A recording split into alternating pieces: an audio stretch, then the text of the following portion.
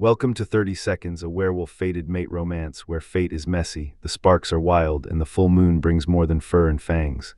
There's snark, steam, and a mate bond neither of them asked for but can't escape. Buckle up, pack. From haunted hearts to ancient curses, you'll find stories here that pull you in and don't let go. If you're into tales that twist the real and the unreal, you're in the right place. Nyxen Audiobooks. To my subscribers and listeners, your ears give these stories their second life. Hit that subscribe button and let's dive in. The roar of 250,000 people rolled around the stadium like distant thunder, a vibrating, bass-heavy wall of sound that hummed in the teeth and rattled the cheap plastic cup holders bolted into the tiered concrete. Floodlights blazed from towering industrial steel frames, casting an artificial white glare over the manicured emerald field below. At the same time, giant overhead speakers pumped a heavy, distorted rock anthem through the packed stands, the percussion thudding rhythmically against thousands of ribcages. Fans dressed in every color imaginable, vibrant neon yellows, deep crimsons, and electric blues, waved fleece scarves in the brisk evening ere their faces painted in jagged tribal stripes of team colors. While foam fingers and plastic beer cups were held high above their heads in a chaotic mosaic as the teams finally sprinted out onto the grass, kicking up small tufts of green turf. To everyone else, it was the biggest football game of the year. To Alpha Donovan Gray, it was simply a rare afternoon away from responsibility. He leaned back in his leather-cushioned seat inside the VIP executive section, one heavy arm casually draped across the polished chrome armrest, his sharp green eyes flecked with an intensity that could strip a man to his core, following the high-speed warm-up below. At 33. Donovan was everything an alpha should be, well over 6 feet tall, broad-shouldered beneath a fitted charcoal sweater with neatly styled dark hair, and the quiet, immovable confidence of a leader who never needed to raise his voice to command. Respect his mere presence carried the heavy, unseen gravity of absolute authority. Around him sat nearly 40 members of the Watchers, their broad frames and squared jaws standing out even in a crowd of athletes. His beta Mason occupied the seat beside him, his muscular frame spilling slightly over the boundaries of the stadium chair. "You know," Mason chuckled, balancing a heavy cardboard tray loaded with grease-slicked nachos and sweating sodas, "this is the first time in months you've sat still for more than 10 minutes. "I'm sitting because you insisted," Mason replies. "I insisted because you've worked every day for the last 7 months, pulling double shifts on the borders and reviewing patrol logs until your eyes bled." Donovan smirked, the corner of his mouth ticking up lazily. "You sound like my mother. I'll take that as a compliment." The surrounding warriors laughed, a deep, rumbling baritone chorus that dissolved into the ambient white noise of the stadium. For once, there were no rogue attacks leaving scorched earth and torn flesh in their wake, no tense council meetings smelling of ozone, stale coffee, and bitter disagreements. No midnight border disputes requiring a heavy hand, no crushing responsibilities, just the crisp bite of autumn air, the smell of roasted peanuts and spilled lager and football. The referee's shrill whistle pierced the air, cutting cleanly through the stadium din. The match began. The stadium erupted into a wall of sound roar, a tidal wave of stamping feet that caused the concrete floor beneath their boots to vibrate. For almost an hour, Donovan actually relaxed, the constant, low-level hum of alpha vigilance in the back of his mind finally fading into a dull murmur. He found himself caught up in the raw excitement of the game, applauding spectacular goals with sharp, decisive claps and shaking his head with a low grunt whenever the referee made a questionable, biased call. Mason shouted louder than anyone every time their side scored, his voice cracking slightly on the high notes, earning more than a few amused, sideways glances from the surrounding corporate spectators. "You realize," one of the Gammas laughed, leaning over the row in front, "you're embarrassing the pack with that caterwauling. I represent enthusiasm, you represent hearing loss." Another burst of laughter swept through the tight-knit group, smelling faintly of leather, cedar, and the metallic tang of adrenaline. Donovan simply smiled, watching the smoke from a distant concession stand drift lazily across the stadium lights. Moments like this reminded him why he'd fought so hard, bled so deeply, and sacrificed so much to protect the Watchers. Family wasn't always blood, sometimes. It was the people willing to stand beside you through every battle, sharing beers and cheap stadium food under the blinding lights.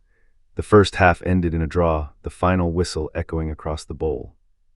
As the players disappeared into the concrete tunnels, their heavy cleats clacking against the floor, upbeat electronic music blasted from the overhead speakers, while robotic broadcast cameras began roaming hungrily through the sprawling crowd. hunting for reactions. The giant jumbotron flickered to life, casting a harsh, high-definition blue glow over the ecstatic faces in the lower bowls. "Kiss Cam," the announcer boomed, his voice distorted and booming through the massive acoustic array. The audience exploded with high-pitched shrieks and triumphant cheers. The camera found an elderly couple first, their wrinkled faces blown up to the size of a billboard. They laughed, deep creases forming around their eyes, before sharing a sweet, lingering kiss that earned a chorus of sentimental awes. The crowd applauded, the rhythmic clapping sounding like a sudden downpour on a tin roof. Next came two teenagers who immediately turned bright red, their cheeks flushing crimson against the stark stadium lighting, before awkwardly pecking each other's cheeks in a clumsy rush.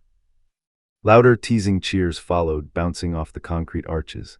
The camera continued wandering restlessly around the stadium, its digital eye panning across rows of humanity, families sharing oversized buckets of popcorn, friends trading high fives with stinging palms, children waving wildly, their small arms ablur against the darkness. One man dancing terribly, his limbs flailing with such committed lack of rhythm that he earned a roaring standing ovation and wolf whistles from the people around him. Mason laughed, shaking his head. "I swear they always find the weird ones. They're looking for entertainment. They found it." Donovan barely looked up, his fingers absently tracing the condensation on his soda cup. His attention remained fixed on the green turf below, where substitutes were beginning their frantic, jogging warm-ups, their breath pluming in the cooling air. Then his wolf slammed into him so violently, so catastrophically hard, it stole the breath completely from his lungs, leaving his chest aching as if he'd taken a physical blow. "Mate." The single, primal word exploded through every fiber of his being, drowning out the music, the crowd, the thumping bass, and the rush of his own blood. His head snapped upward, his neck muscles straining with sudden, frantic speed. The jumbotron, there, filling the massive, glowing screen towering over the stadium like a modern deity, was her. A woman with striking, luminous gray eyes looked towards the camera in complete, wide-eyed surprise, her pupils blown wide in the harsh light.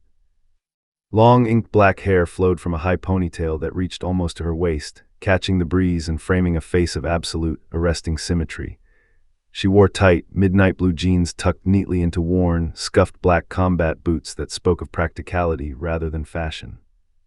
An oversized white boyfriend shirt sat half-tucked into her denim waistband beneath a perfectly tailored black blazer that gave her an aura of effortless duality. Elegant, confident, effortlessly, breathtakingly beautiful. Her cheeks colored slightly with a soft, natural flush as she realized the oversized camera had found her amidst 250,000 people. She laughed softly, a motion Donovan could see in the subtle movement of her throat, raised one slender hand, her fingers tipped with unpolished nails. Gave the roaring crowd a small, self-deprecating wave. 30 seconds, that was all. 30 impossible, life-changing seconds. Donovan couldn't breathe, his lungs refusing to expand as a rich, intoxicating scent, rain-washed pine, crushed mint, and sweet night-blooming jasmine, cut through the heavy stadium air of stale beer and popcorn butter. His wolf pushed forward against the walls of his consciousness with a feral, desperate force he'd never experienced in all his 33 years. Mine, his pulse thundered in his ears, a deafening drumbeat that drowned out reality. Every primal instinct screamed at him, vibrating in his bones, tightening his muscles like steel cables. Find her, protect her, go. The camera cut away with a mechanical click. Another generic family appeared on the giant screen, their smiling faces irrelevant. She was gone. Donovan was already on his feet before his brain could even process the movement. His heavy leather chair crashed backwards with a sharp crack against the concrete step, the noise swallowed instantly by the ambient roar. Every single watcher went rigid, their heads snapping toward their alpha as they felt the sudden, suffocating wave of pure, unadulterated alpha dominance radiating from him in a suffocating shroud. Alpha, Mason breathed, his hand hovering near his waist. Donovan didn't answer, his jaw clenched so tightly that his muscles ticked furiously in his cheeks. His wild, emerald eyes frantically searched the endless, blinding sea of people surrounding them, the thousands of shifting shapes and colors blurring into a dizzying smear. Rows upon rows, section after section. 250,000 faces. Where was she? Donovan, Mason asked, rising urgently beside him, the rest of the watchers standing in a synchronized, fluid motion that drew anxious stares from nearby fans. My mate.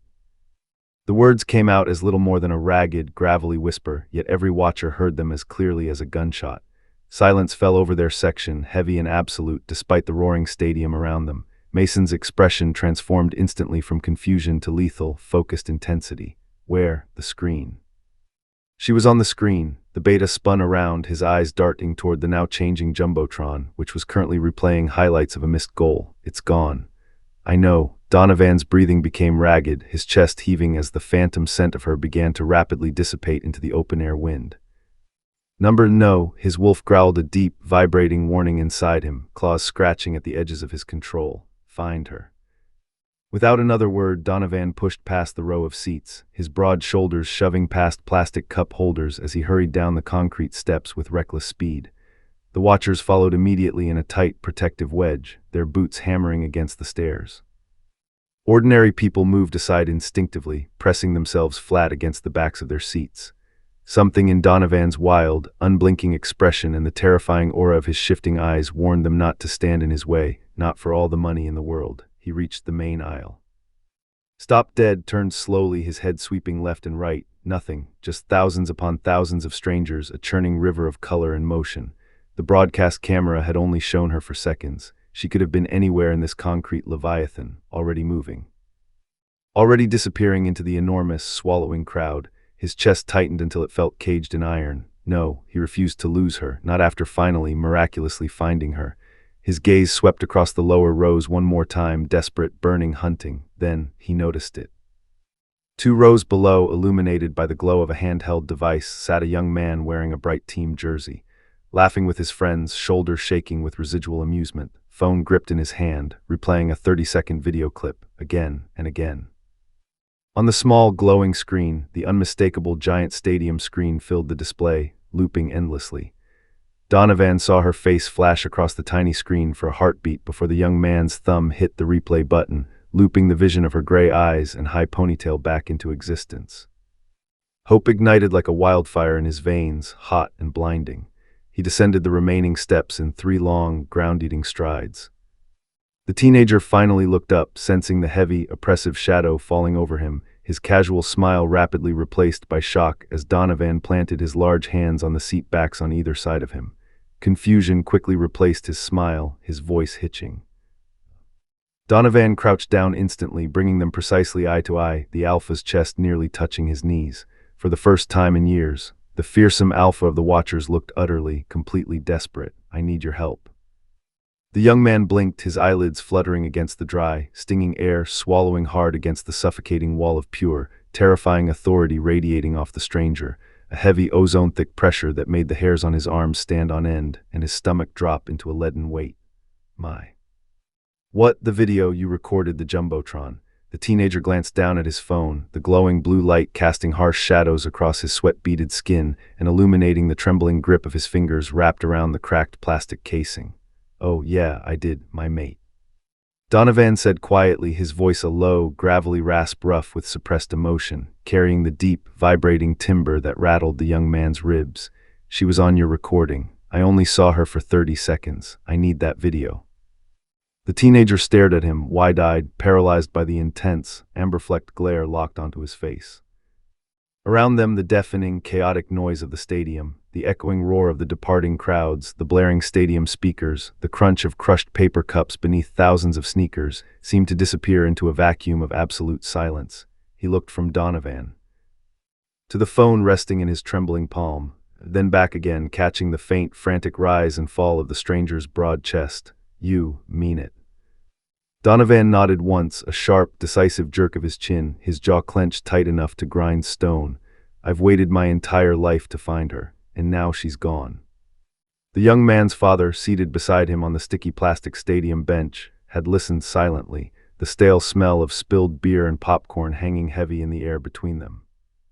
He placed a heavy, calloused hand on his son's shoulder, the reassuring warmth cutting through the chill of the stranger's aura.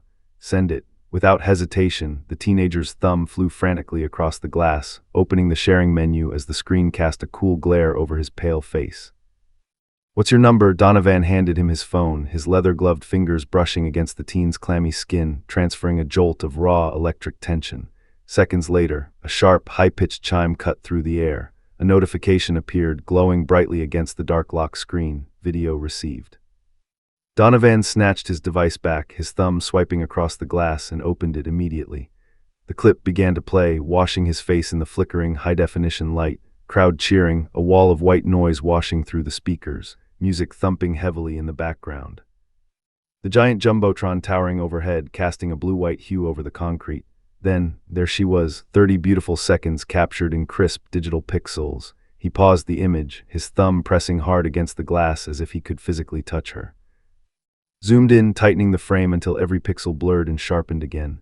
Gray eyes, sharp and clear like winter storm clouds, long black ponytail swaying slightly against her back, black blazer sharply tailored catching the stadium lights, combat boots scuffed at the toes against the concrete. He memorized every detail, burning the image into the back of his eyelids, every strand of hair framing her face, every subtle, fleeting expression crossing her features, every single frame of the digital loop. His wolf became strangely calm beneath his skin, the frantic scratching inside his ribs fading into a deep, contented purr, not because she'd been found, she was still miles away in the crowd, but because now, she was real, tangible proof captured in the palm of his hand. Somewhere beyond the endless sea of people leaving the stadium, a churning, shoulder-to-shoulder mass of breathing bodies and flickering jackets. His mate was walking away, her footsteps swallowed by the exodus, completely unaware that she'd just become the most important person in an alpha's world. Donovan looked at the frozen image one final time, watching the digital glow fade as the screen went black before slipping the phone into his heavy coat pocket. His voice was steady, cutting through the returning ambient roar of the venue. Quiet. Filled with absolute, unshakable certainty that commanded the very air around them. Find her. Behind him, emerging seamlessly from the shadows of the concrete tunnel. 40 members of the Watchers answered as one, their voices blending into a deep, resonant rumble that shook the dust from the overhead rafters. Yes, Alpha. And somewhere among the hundreds of thousands of people streaming from the stadium, swallowed by the press of the crowd and the neon glow of the night. Adriana smiled, a bright, genuine curve of her lips at something one of her friends had said, her laughter lost in the din. She never once looked back. The Watchers' headquarters had never been so quiet. The air, usually thick with the metallic tang of adrenaline and the sharp bite of restless alpha energy, hung heavy and still. Normally, the operations room buzzed with the chaotic percussion of overlapping conversations, the slapping of heavy stock strategy reports against tables, and the barked updates of border patrol teams coming in over comms. Tonight, only the rhythmic, mechanical hum of 50 cooling fans inside the servers filled the room, a low, vibration-heavy thrum that hummed in the teeth and rattled against the reinforced concrete walls. The stadium's floodlights had clicked off, and the roar of the football game had ended 3 hours ago, leaving the night to settle into a cold, profound quiet. Outside, thick ink-black darkness had settled over the valley, swallowing the jagged silhouettes of the pine trees and pressing hard against the reinforced double-paned glass of the windows. Inside, 40 apex predators, hardened wolves wrapped in human skin, their muscles coiled tight as braided steel cables, were hunting one woman. Not because she had committed a crime against the pack, not because she was a dangerous rogue threatening their borders, but because she was their alpha's mate. Donovan stood at the front of the room, his towering frame casting a long shadow under the harsh fluorescence, his heavy, calloused hands resting flat on the cold, scarred edge of the large mahogany conference table. The wood under his palms creaked in warning. No one spoke. Nobody dared break the suffocating silence. No one needed to. The atmosphere carried the same dense, bone-deep intensity as preparing for total war. The smell of cold sweat, ozone, and suppressed fury drifted from the assembled men. Only this battle would be fought with observation instead of claws, with forensic scrutiny instead of shredded flesh. Mason stepped up, the rubber soles of his boots squeaking softly on the polished concrete floor, and connected Donovan's encrypted phone to the 75-inch matte display mounted on the far wall. The video filled the display, casting a pale bluish luminescence over the 40 grim faces gathered in the dark. 3, 2, 1, there, the digital playback snapped to a dead halt. Adriana filled the screen, her features cast in the crisp, high-definition glare of stadium lights. The room remained silent for several moments, save for the collective intake of sharp, ragged breaths. Even the elite warriors who had only caught a fleeting, wind-blurred glimpse of her in the stadium stands now understood the violent, instantaneous shift in Donovan's reaction. She wasn't simply beautiful, her presence commanded the lens. There was something indefinable about her, an electric, magnetic gravity that seemed to pull every eye towards her, refusing to let go. Deep within Donovan's chest, a low, resonant growl vibrated through his ribs as his wolf stirred, claws scratching frantically at the back of his mind. Mate. Donovan's jaw tightened until the muscles corded and jumped, his teeth grinding together with a faint, sickening crunch. Again, the video restarted with a stutter. The handheld camera drifted clumsily across a roaring, blurred sea of roaring fans before snapping sharply into focus on Adriana's face. She smiled, her lips parting in self-conscious amusement, laughed nervously, a soft puff of visible breath escaping into the autumn air, raised her hand to tuck a stray lock of hair behind her ear. Then, gone, swallowed by the shifting tide of bodies. Mason paused the footage, the digital timeline resting at a jagged red marker. 30.3 seconds, that's all we've got. Then we make every second count, Donovan replied, his voice a gravelly, low rumble that vibrated through the floorboards. Instantly, the room exploded into methodical motion. Several laptops snapped open simultaneously with sharp, metallic clicks. One of the gammas leaned over a glowing screen, pinching his fingers together to enlarge the pixelated image of her face. Another ran an algorithmic script, instantly cleaning up the motion blur and sharpening the resolution until pores and fabric textures leaped into view. A third began separating the master file into individual high-resolution frames, parsing the video down to its barest molecular data, within minutes. Nearly 160 still images, a fragmented mosaic of a single half-minute, covered the glowing monitors arrayed in a semicircle around the room. Start with the obvious, Donovan ordered, his gaze locked unblinkingly on the ghost of his mate. Everything matters. The room sprang into frenetic, synchronized action. Seat number, one warrior called out, pointing a finger at a blurry blue placard in the background. The row marker is faintly visible in the upper left quadrant. A heavily zoomed image snapped onto the central screen. Section 114, row M, seats 23 through 26. Another sharp voice cut through the hum of the computers. Coffee cup. The image shifted, tracking down to her hand. Adriana held a fluted white takeaway cup wrapped in a cardboard sleeve, stamped with a dark green logo. One of the younger wolves leaned in so close his nose nearly touched the glass, squinting. It's a fox. Number. Mason leaned closer, smelling the faint tang of old paper and cold caffeine radiating from the data. That's not a fox, it's a mountain. The algorithmic sharpening kicked in, wiping away the digital noise. The logo snapped into razor-sharp focus. Black Peak Coffee. Only 7 stores in the city limits. Someone was already hammering furiously at a mechanical keyboard, keys clacking like machine gunfire. Got them. They're all within 20 kilometers of the stadium perimeter. Good, Donovan said, his eyes reflecting the blue glow of her face. Keep going. Another monitor displayed the cut of Adriana's dark wool blazer blown up to microscopic proportions. No visible branding tags, tailored seamwork, expensive, hand-stitched, likely custom-fitted. The room of predators nodded in unison, recognizing the markers of wealth and care. Someone else zoomed in past the jacket, dropping the focal point entirely to her feet. Black leather combat boots, scuffed toe cap, worn-down tread, no distinctive manufacturing logo. Thousands of identical retail possibilities. A warrior studying a side monitor suddenly broke the rhythm with a sharp intake of breath, a triumphant smile flashing across his face.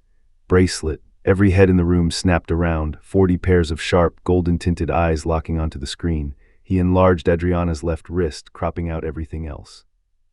A delicate, heavily oxidized silver chain rested snugly against her pale pulse point.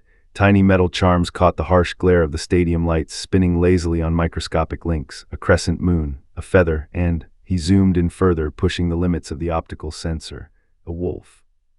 Donovan's heartbeat quickened, a heavy double thump hitting his ribs like a sledgehammer. A wolf. It could just be mass-market jewelry, Mason reminded him, keeping his voice carefully level, though his eyes burned with fierce hope. Or the gamma shrugged, the muscles in his shoulders bunching beneath his shirt. It could mean she knows what we are, it could mean something. Either way, Donovan replied, his tone absolute, it's another thread to pull. Nothing was dismissed as coincidence. Everything mattered. Every single pixelated grain, every distorted reflection bouncing off the plastic cup, every shadow cast by the stadium seating. Hours passed, measured only by the changing light outside and the growing forest of discarded paper coffee cups multiplying across the stainless steel side tables.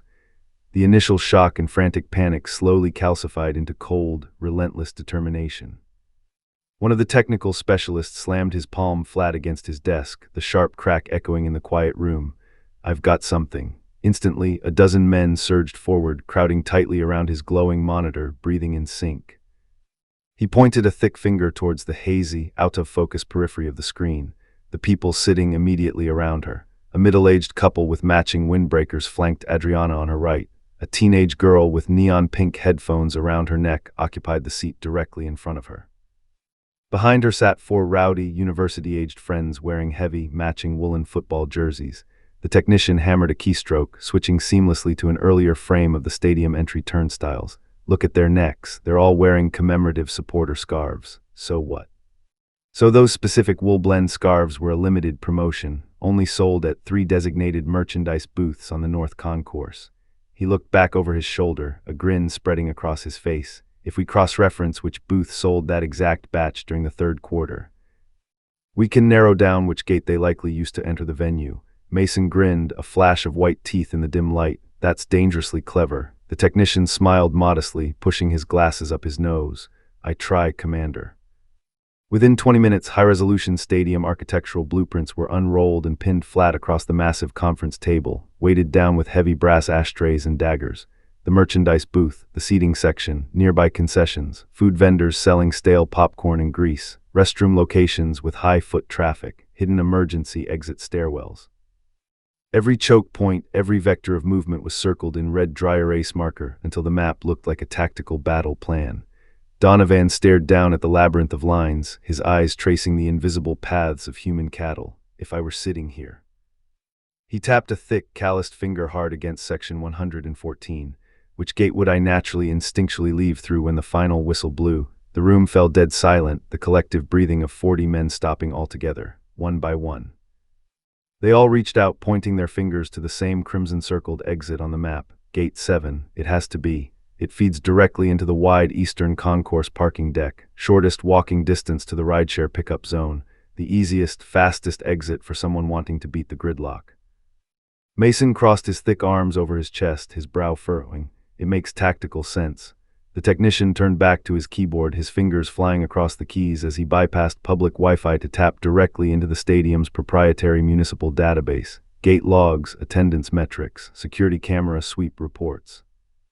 Real-time traffic management algorithms, exit flow dispersal statistics. Then, his fingers froze over the mechanical keys. His shoulders slowly, heavily slumped forward as if a crushing weight had just been dropped onto his back. Donovan noticed the micro-shift instantly, his predatory instincts flaring. What? The young wolf swallowed hard, his throat working visibly in the blue light. The stadium's post-game crowd dispersal algorithms just finalized their data pull. Gate 7 handled. He hesitated, his voice dropping to a hollow whisper. 29,842 people in a 20-minute window. Absolute crushing silence descended on the room. The number hung in the air like a physical blow, heavy and impossible. Almost 30,000 breathing, moving, jostling bodies squeezing through one single gate. Every last ounce of buoyant optimism drained from the room, leaving behind the stale, bitter taste of defeat. No closed-circuit television search protocol on Earth could realistically isolate, track, and identify one lone woman among a sea of nearly 30,000 rushing souls vanishing into the nocturnal sprawl of the city within minutes of each other. Mason rubbed the back of his thick neck, wincing. So. She didn't just walk away, she dissolved into 30,000 ghosts. Nobody answered. Nobody dared offer hollow comforts to an alpha whose mate had just slipped through his fingers, because it was the brutal, unvarnished truth. Donovan slowly pushed away from the table and walked forward, his heavy boots making no sound on the floor. He stopped directly in front of the giant wall-mounted screen. He reached out, his fingertips hovering over Adriana's frozen, smiling face. 30 seconds. That was all blind, cruel fate had granted him. 30 fleeting seconds in a lifetime of searching. His fingers lightly, reverently touched the smooth glass of the display, tracing the digital outline of her cheek. I found you once. His voice was barely above a breath, a low, rumbling growl meant only for the quiet dark. I'll find you again. Not a single watcher in the room questioned him. Not a single elite warrior doubted those words for even a fraction of a second. Because Donovan Gray had never abandoned a hunt in his centuries of walking the earth, he had never surrendered to the odds, he had never once walked away from the impossible, yet, for the very first time in his long, blood-soaked life, he faced an opponent that couldn't be tracked by scent or footprint. An adversary that couldn't be cornered, negotiated with, or fought with bared teeth. a woman who had unknowingly slipped away and vanished entirely into a churning, anonymous crowd of nearly 30,000 breathing souls. Somewhere out there in the sprawling, neon-drenched expanse of the sleeping city, Adriana had finally made it home. She had probably kicked off those scuffed combat boots by the door, washed away the faint stadium dust and makeup with warm water, tied her heavy hair back into a soft, loose braid, and slipped beneath the covers to fall fast asleep without giving a single passing thought to the football game, the cameras, or the monsters watching her. She would go her entire life without ever knowing that while she slept peacefully beneath her own roof, untouched and unaware, an entire pack of elite, sleepless wolves remained awake in the dark, studying every frozen frame, analyzing every fleeting smile, cataloging every tiny, microscopic clue, hunting relentlessly for the ghost of a woman who had unknowingly stolen their alpha's immortal heart in just 30 unforgettable seconds. The following morning, the amber light of a pale, hesitant dawn filtered through the reinforced blinds of the command bunker, where the watchers gathered in the close, humming air of the operations room before sunrise. The giant curved screen still displayed Adriana's smiling face, her features rendered in sharp, glowing pixels against the dimness of the room. Only now, they had 30 seconds instead of 5, 30 precious seconds. 30 seconds that had become the most analyzed video in the pack's history, the looping frames dissected down to the twitch of an eyelash and the subtle shift of background shadows. Donovan stood motionless, his fingers wrapped tight around a ceramic mug of untouched black coffee, the bitter, roasted steam curling upward into the cold air as Mason stepped forward from the console. The logo. Everyone looked up, the low murmur of conversation instantly dying away. Mason tapped his keyboard, enlarging the takeaway cup Adriana held aloft during the chaotic, roaring pandemonium of the football game. The dark green mountain graphic bloomed across the massive display. The serif words beneath it were finally clear after hours of pixel enhancement and digital sharpening. Black Peak Coffee. "We checked every location in the city," Mason said, his voice clipped and efficient. "There are 7. He clicked a remote, the plastic click echoing sharply in the quiet room. A constellation of red glowing addresses appeared across the vast screen, blinking against the dark digital map. "The closest one to the stadium is less than 2 kilometers away." Donovan didn't hesitate. The heavy ceramic mug hit the metal table with a dull clatter, dark liquid sloshing over the rim. "I'm going. I'll come with you." Donovan shook his head, his jaw tight, a muscle ticking violently beneath his skin. "No," Mason frowned, his brows drawing together over dark eyes. "Alpha, if she walks through that door." Donovan's eyes never left the screen, tracking the endless, silent loop of her smile. "I don't want 40 wolves frightening her." A few chuckles broke the suffocating tension, the nervous energy of the pack diffusing into brief, wry grins. "You've got a point," Mason admitted, leaning back against the console with a sigh. Donovan slipped his phone into his pocket, the sleek metal sliding against his palm with a soft friction. "If I don't report back in 2 hours, then we'll assume you've ordered every coffee on the menu." For the first time since the stadium, since the endless night of searching, Donovan smiled, a ghost of humor touching his tired eyes. "I'll consider it." Black Peak Coffee was exactly what he'd imagined, wrapped in the comforting hum of city life. Warm timber floors creaked slightly beneath the boots of entering patrons. Large floor-to-ceiling windows welcomed the pale morning sun, casting long, slanted golden rays across the polished wooden tabletops. The rich, comforting aroma of freshly ground, roasted coffee beans lingered thick and heavy in the air, masking the scent of ozone and city exhaust. University students typed away furiously on glowing laptops, their fingers clicking in rapid rhythms. Business people held quiet, whispered meetings over leather-bound planners. Couples talked softly over steaming plates of breakfast, forks clinking against ceramic. No one paid the tall stranger in the heavy black coat any attention as he stepped inside, the chill of the morning air trailing behind him. A young waitress approached with a bright, professional smile, wiping her hands on a clean linen apron. "Morning, what can I get started for you?" "A long black, please, coming right up."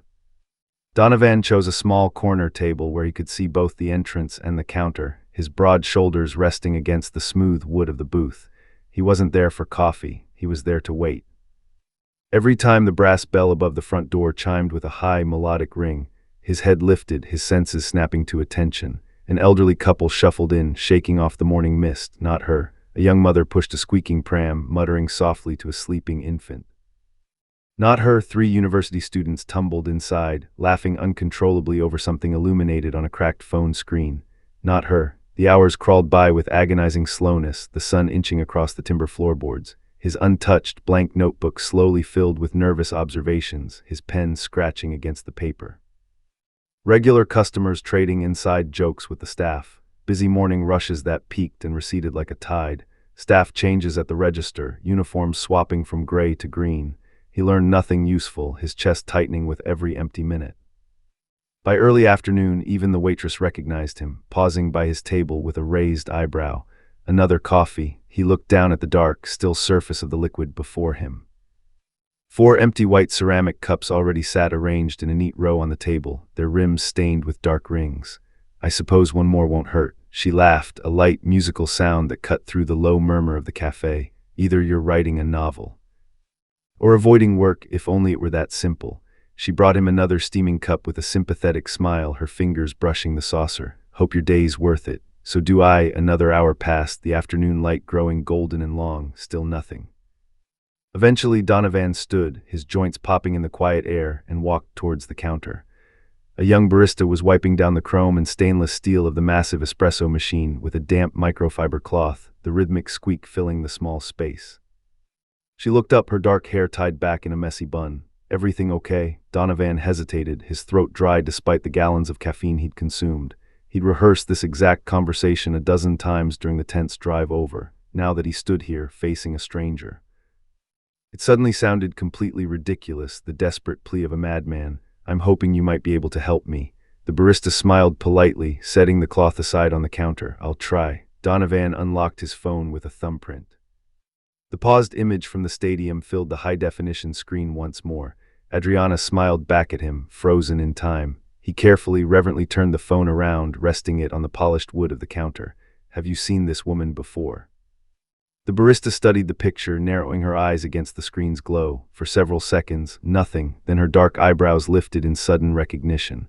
Oh, Donovan's heart skipped a violent beat against his ribs. You know her? I do. His pulse thundered in his ears, drowning out the ambient cafe noise. You've seen her. The young woman nodded, leaning against the back counter. She comes in here. Hope flooded through him so quickly and fiercely it almost physically hurt, a blinding rush of heat in his veins. When?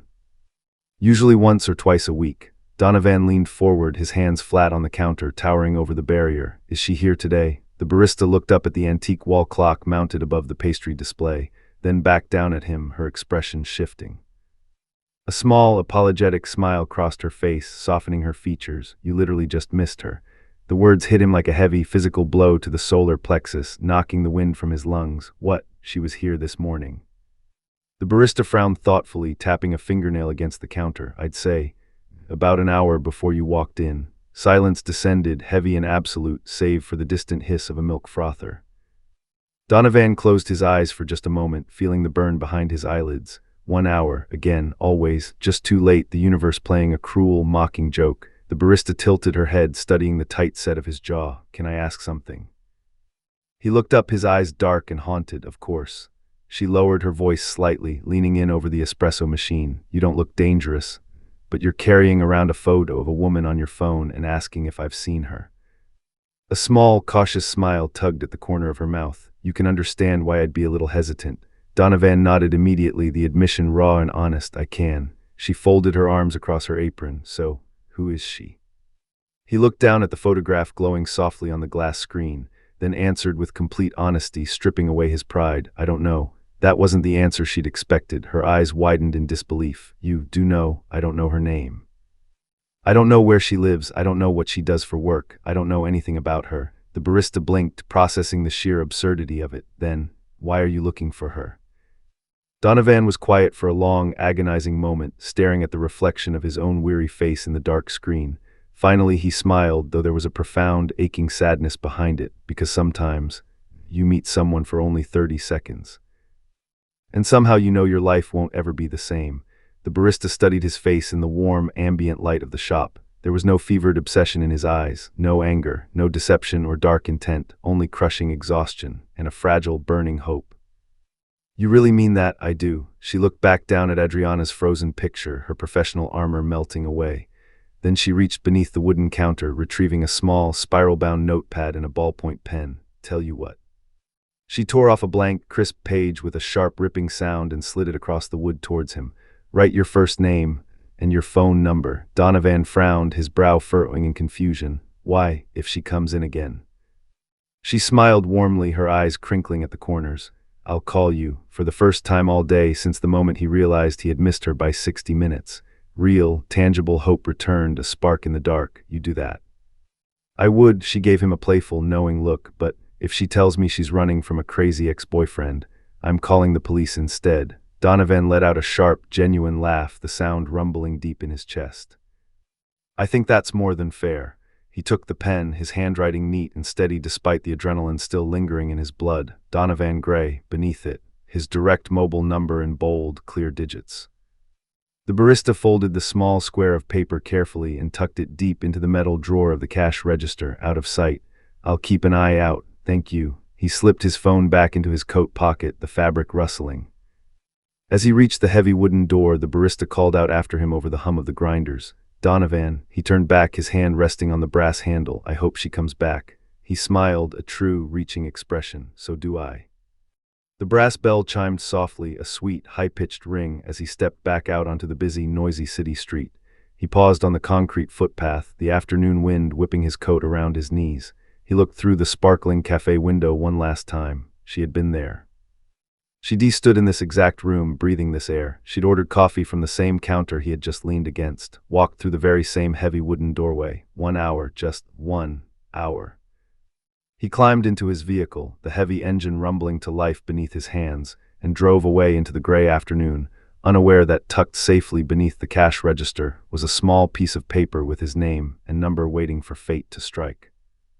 For the first time since the stadium, since the endless walls of red pins on the map, the search no longer felt impossible. Somewhere out in the sprawling city, a simple phone call might one day change everything.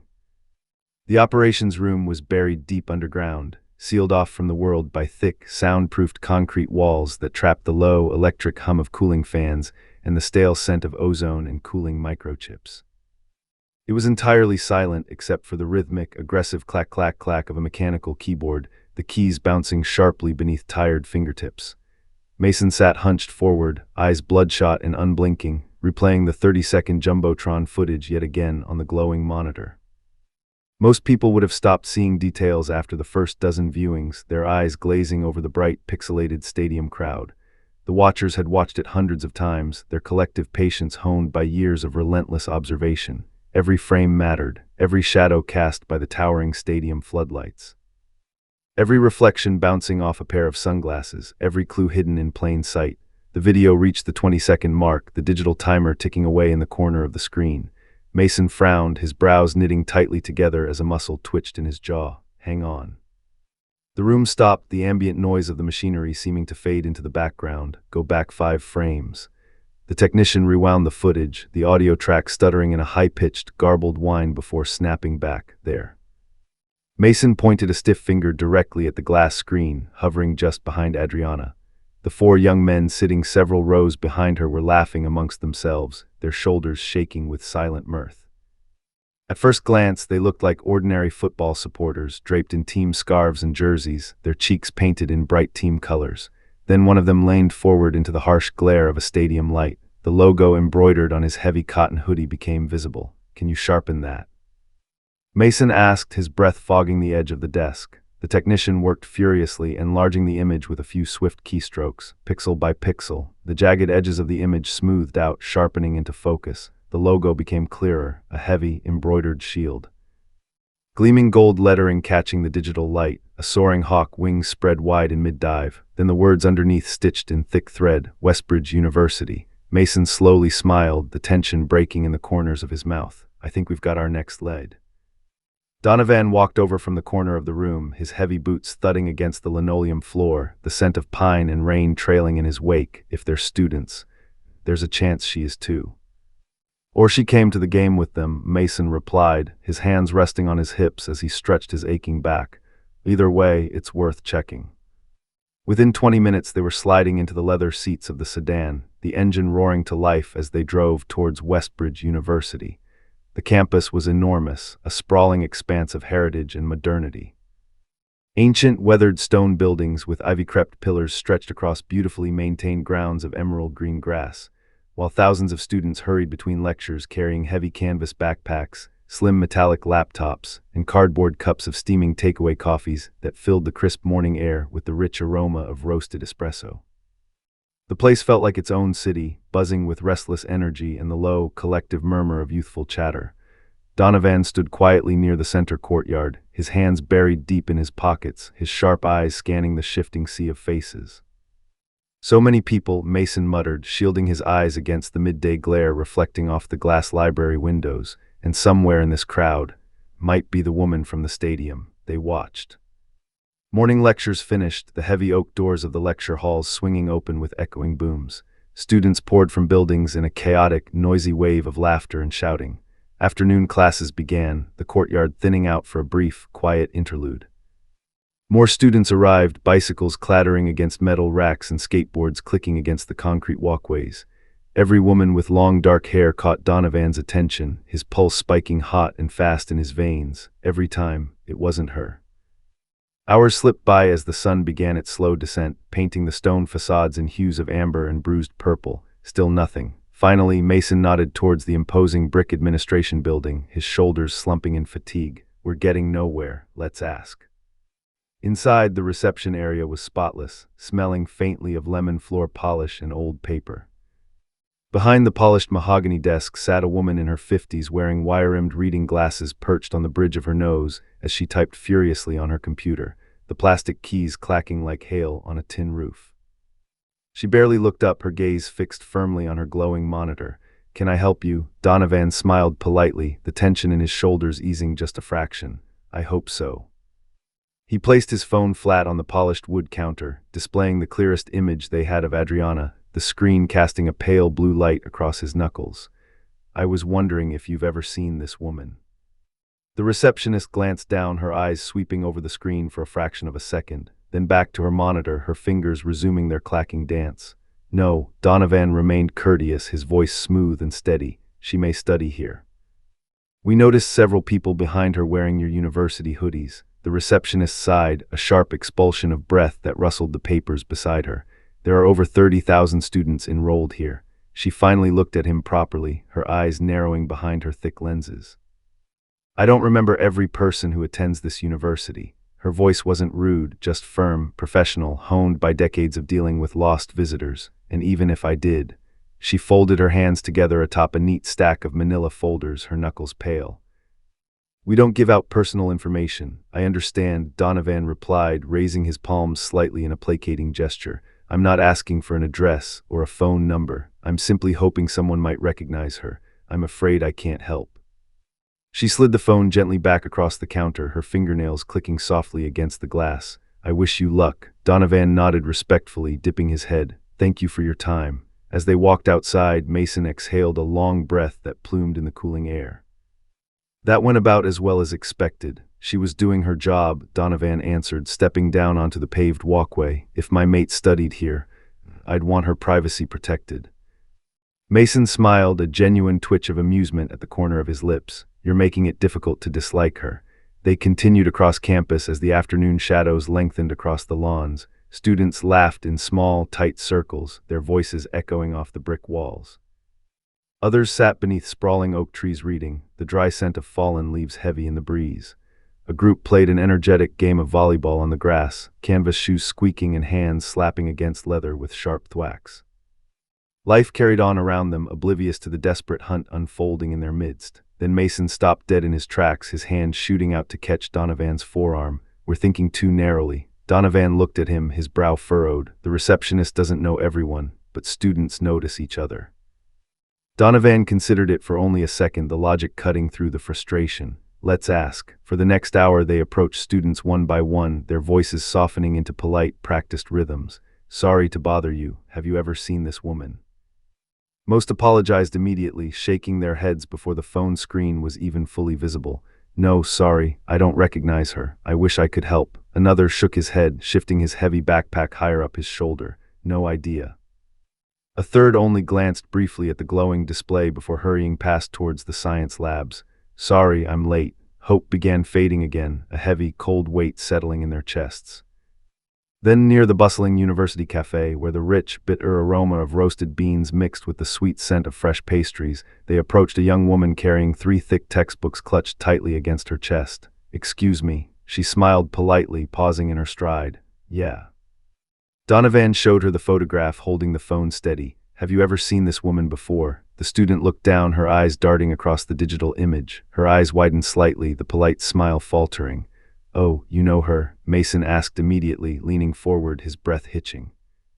She nodded slowly. "I've seen her around." Donovan felt his heartbeat quicken, a hard, heavy thud against his ribs. "You have?" "Yeah." The young woman studied the picture another moment, biting her lower lip in concentration. "I'm pretty sure her name's." She thought for a second, her gaze drifting upward toward the brick clock tower. Adriana. The name hung in the crisp autumn air, rich and resonant for the first time. She wasn't just the anonymous woman from the Jumbotron, flickering silently on a stadium screen. "She had a name. Do you know her?" Donovan asked, his voice dropping an octave, tight with sudden urgency. The student shook her head, the heavy books shifting in her grip. "No, not personally. I've just seen her around campus a few times. Friends of friends, maybe." "I honestly couldn't tell you anything else. Do you know what she studies?" Mason asked, his eyes locked onto hers. "No idea, sorry." She offered an apologetic smile, her cheeks flushing pink in the cool wind. "I wish I could help more." "You already have," Donovan said sincerely, his chest expanding with a strange, fierce warmth. "Thank you." The student waved with 2 fingers as she continued across the courtyard, her boots crunching lightly on the gravel. Neither Donovan nor Mason spoke for several moments, letting the ambient noise of the campus wash over them. Finally, Mason broke the silence, tasting the word on his tongue. "Adriana." Donovan repeated the name quietly, his voice a low, gravelly rumble. "Adriana." His wolf stirred instantly beneath his skin, a sudden electric heat rippling through his muscles, as though hearing her name somehow made her feel closer, bridging the invisible distance between them. Mason smiled for the first time that day, a wide, relieved grin. "It isn't much. But it's more than we had this morning." Donovan looked across the thousands of students filling the sprawling campus, the distant chatter and laughter blending into a single living entity. Somewhere, among all these towering stone buildings, among all these thousands of people, someone knew Adriana. The search had finally moved forward, breaking through the brick wall of anonymity. It was only one name, but for Donovan, it felt like finding the first piece of a puzzle that fate had scattered across an entire city, waiting to be put back together. The large, grease-stained city map stretched taut across the entire scarred surface of the operations table, its paper edges curling slightly in the dry, stale air. Blood-red pins, saturated blue pins, frayed yellow string crisscrossing the grid like a web of desperation. Grainy, high-contrast surveillance photographs thumbtacked to the grain. Scrawled yellow sticky notes covered in jagged handwriting. The underground headquarters of the Watchers no longer smelled of ozone, pine, and the damp musk of a standard-packed command center.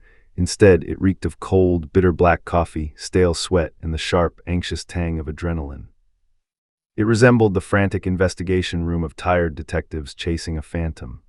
Donovan stood hunched over the map, his knuckles pressed heavily against the wooden table, the wood groaning beneath his weight as his jaw clenched so tightly a muscle ticked in his cheek. "Let's stop looking at who she is." Every eye in the room snapped upward, shoulders tensing as they turned towards him. "Let's look at where she goes." Mason exhaled a slow, raspy breath, his chin dipping in a deliberate nod. The university, the coffee shop, the football stadium. Mason's fingers tapped a rhythmic beat before he reached into a plastic tub, plucking 3 sharp markers from the pile and plunging them firmly into the paper grid. They're all within walking distance of each other. One of the gammas shifted his weight, his heavy boots scuffing the concrete floor as he frowned. "Not everyone drives." Another warrior leaned in close, his gaze lifting from the cluster of red pins toward the municipal city transit map pinned neatly beside the arterial roads. "If I were a university student, I'd probably walk to Central Station. It's only 12 minutes. Mason reached out, his thumb and forefinger catching a heavy brass ruler and slapping it flat against the scale. "The walking route from Westbridge University." "Passes Black Peak Coffee." He looked up, his eyes bright in the harsh fluorescent glare. "That can't be a coincidence." Another warrior crossed his arms, the thick leather of his vest creaking as he added, "If she's buying coffee before heading to university." Central Station is the most logical transport hub. Donovan stared down at the colorful tangle of pins and thread for several heavy, silent moments, listening to the collective, synchronized hum of 20 restless heartbeats in the room. We watched the station. Central Station never truly slept. Even during the dull lull of the afternoon, a chaotic symphony of human life flowed relentlessly through its arched brick entrances every hour. Tired, slouching students weighed down by canvas backpacks. Rushed office workers in sharp, tailored suits tapping frantically on glass screens. Loud families wrestling with overstuffed luggage. Lost tourists squinting blindly at overhead digital boards. The heavy, reverberating sound of arriving and departing trains echoed beneath the cavernous high steel roof, a deep, rhythmic metallic groaning that vibrated straight through the soles of one's shoes. The air tasted faintly of coal dust, ozone, and greasy diner fries. Donovan stood tall on the upper ironwork concourse, his hands resting casually on the waist-high railing overlooking the sprawling platforms and the churning sea of bodies below. He wasn't hiding, he was observing. Mason stood a few paces to his right silently, his senses stretched taut, scanning the shifting mosaic of faces. The rest of the watchers had quietly fragmented, melting seamlessly into the architecture and crowds throughout the station. Some bought crumpled morning newspapers from kiosk stands. Others sat stiffly on wooden benches, nursing lukewarm cups of paper cup coffee. A few leaned casually against the iron ticket barriers, hands buried deep in their pockets. No one looked out of place in the urban sprawl. They simply watched. Hours ticked past. The afternoon sun shifted outside the high arched windows, casting long, dusty amber beams across the concrete. Hundreds of faces became thousands. Every single dark-haired woman caught in the peripheral vision instantly drew Donovan's razor-sharp attention, making his breath hitch in his throat every single time. It wasn't her then. Deep within his chest, his inner wolf violently exploded awake with a hot, searing shockwave of primal recognition. Mate. Donovan's head snapped violently toward Platform 4, his neck muscles straining, there, cutting effortlessly through the dense, sluggish tide of the crowd. Long, midnight black hair tied back in a high, swinging ponytail. A stiff, structured, long-line dress jacket catching the draft, faded light blue jeans hugging her legs, scuffed, heavy combat boots clicking rhythmically against the tiles. Adriana. She was wonderfully, terrifyingly real, not a pixelated photograph trapped in amber. Not a ghost frozen on a security monitor. She was only meters away, breathing the same polluted air. His heartbeat hammered a deafening, frantic cadence against his ribs, deafening him to the world. There, he lunged forward, his arms shooting out rigidly. Platform 4. Mason's head whipped around, following the frantic trajectory of his alpha's outstretched hand. I've got her. Adriana moved with the organic flow of the crowd, drifting inexorably toward the gaping, illuminated doors of an idling commuter train. Donovan took one long, ground-eating step forward, then another. Suddenly, the shifting tide of humanity surged violently between the platforms as hundreds of afternoon commuters crossed paths in every direction, an impenetrable tide of bodies. A wall of flesh and wool separated him from the head of the iron staircase. He forced his legs to pump faster, desperate to close the gap. A businessman in a charcoal suit stepped directly into his path, phone glued to his ear. Another rushed traveler rolled a heavy, oversized hardshell suitcase right across his toes, the plastic wheels clattering loudly. An elderly couple dawdled arm in arm, blocking the narrow bottleneck of the walkway. Every single second mattered, every ticking heartbeat felt like an eternity slipping through his fingers. Excuse me, sorry. He tried dipping his shoulder to weave through a pocket of lingering teenagers. Impossible. The peak afternoon rush had completely, claustrophobically choked the concourse. He frantically looked back across the void to Platform 4. Several of the watchers stood scattered casually amongst the dense rows of waiting passengers, completely oblivious, close enough to reach out and brush her sleeve. But they weren't looking in the right direction. Their eyes were scanning the wrong sector. Lucas, Donovan roared, his deep voice carrying over the din. His shout was instantly swallowed whole by the piercing, synthetic wail of the station's public announcement system. A fresh train heaved its bulk into the terminal. Brakes shrieked in agony, grinding metal echoing off the tile walls. A fresh wave of passengers flooded forward, a desperate human barrier. Lucas. Finally, one of his gammas snapped around, his brow furrowed in sudden confusion at the panic in his alpha's tone. Donovan pointed frantically, his finger trembling. Behind you. Lucas squinted, utterly unable to hear over the deafening roar of idling diesel engines and the rush of wind. What? Behind you, another watcher nearby whipped his head around, equally lost and disoriented in the chaos. Neither of them realized that Adriana was mere feet away, her shoulder nearly brushing Lucas's leather jacket. She casually stepped up and through the opening sliding doors, slipping into the crowded carriage alongside the other commuters. Donovan finally broke free of the human knot, lunging forward with a guttural breath. He reached the top of the iron stairs, too late. The sharp, high-pitched warning chime of the train doors sounded its death knell. The heavy pneumatic doors hissed, sliding smoothly together. He threw himself down the remaining stone steps, taking them 2, 3 at a time, his boots pounding heavily against the concrete. The doors sealed shut with a definitive, mechanical click. Inside the brightly lit carriage, Adriana found a small standing space beside the smeared glass window. She turned her head absent-mindedly, her gaze drifting blankly across the concrete platform while her fingers reached up to adjust the heavy leather strap of her handbag resting against her shoulder. For one agonizing, suspended moment in time, Donovan stopped dead in his tracks, his chest heaving. Their eyes nearly locked, pale gray, deep forest green, separated by a quarter-inch sheet of reinforced, dust-filmed glass, separated by the cruel whims of fate. She looked straight through him, her eyes passing over his towering frame without a flicker of recognition, seeing only another faceless stranger stranded on the platform. The train gave a sudden, heavy lurch, pulling away. Slowly at first, the wheels grinding against the steel rails, then faster, gathering momentum.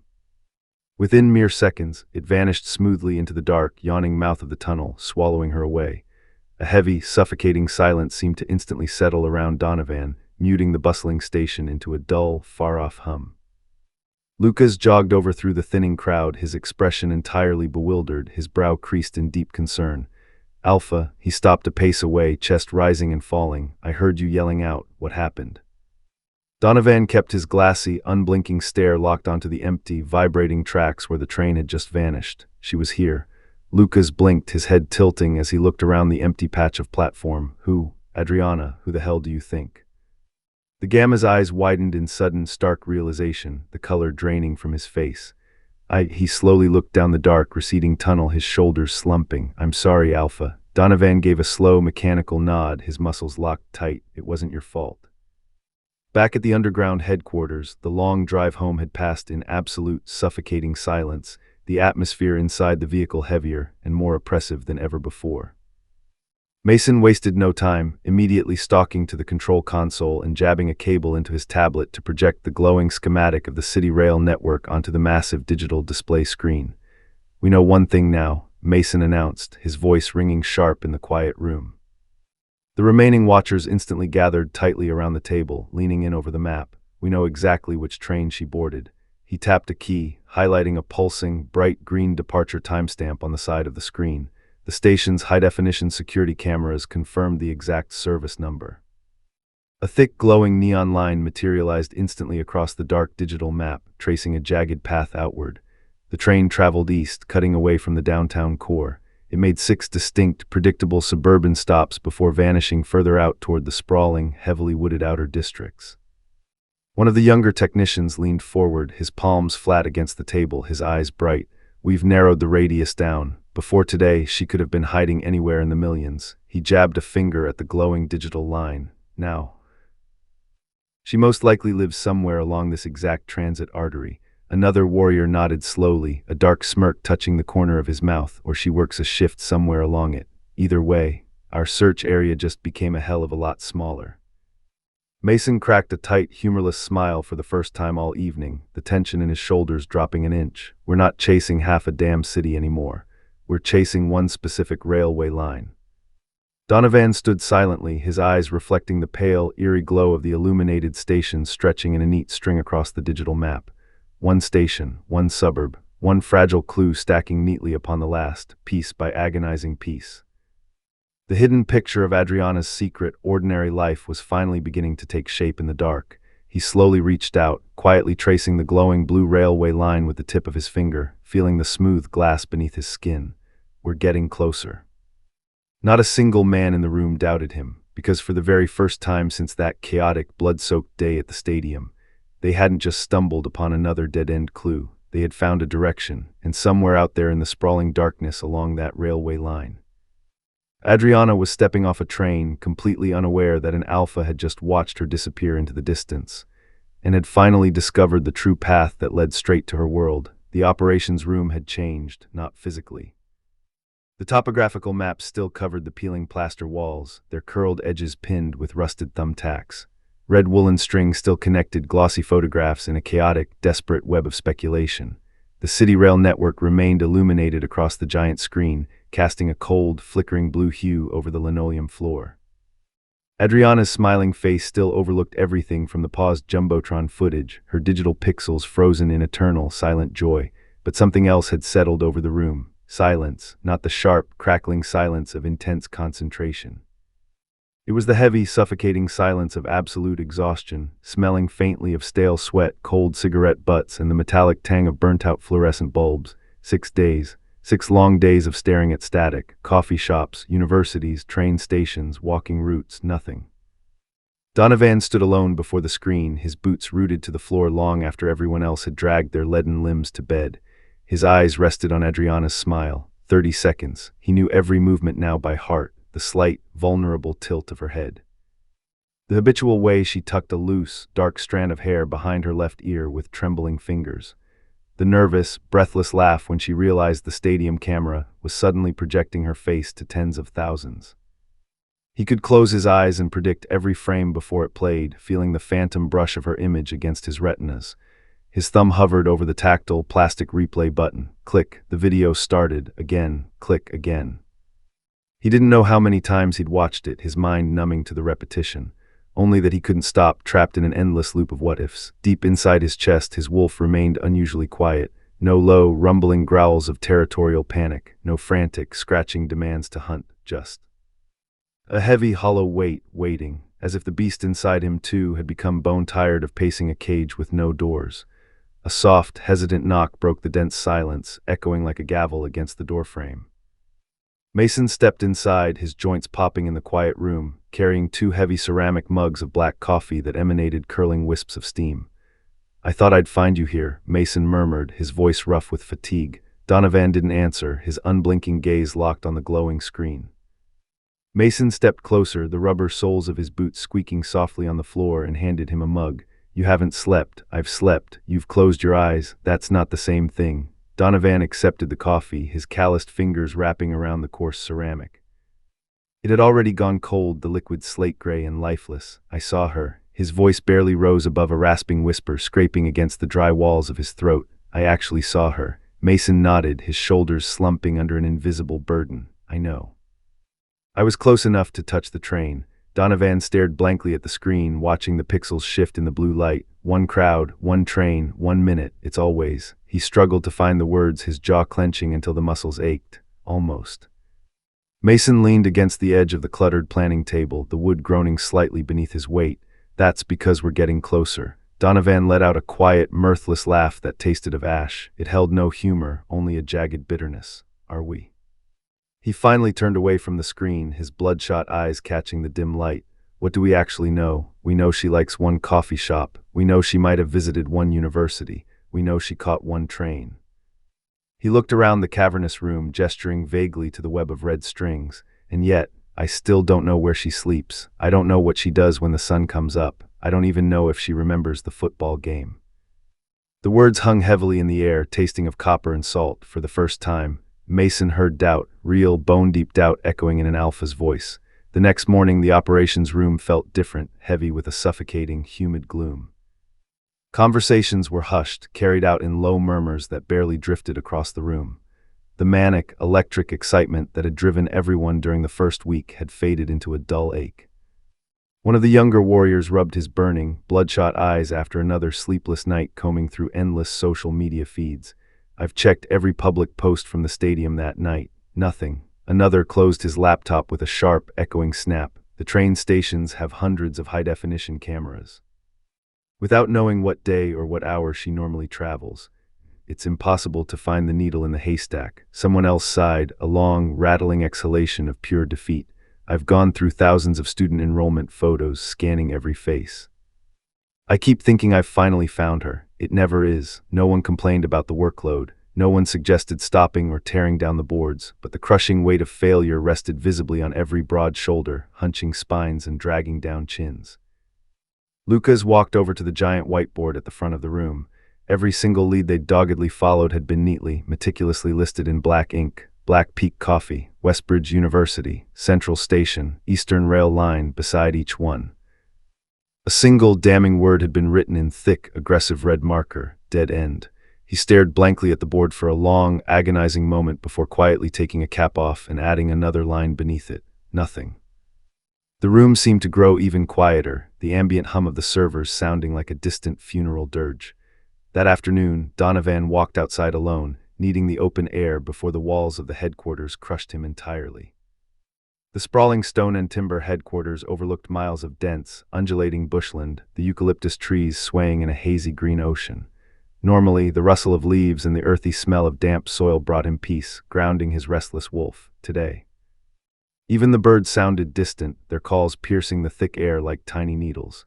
He sat down heavily on an old, weathered timber bench overlooking the expansive valley, the rough wood pressing hard against his thighs through his jeans, for the first time in years.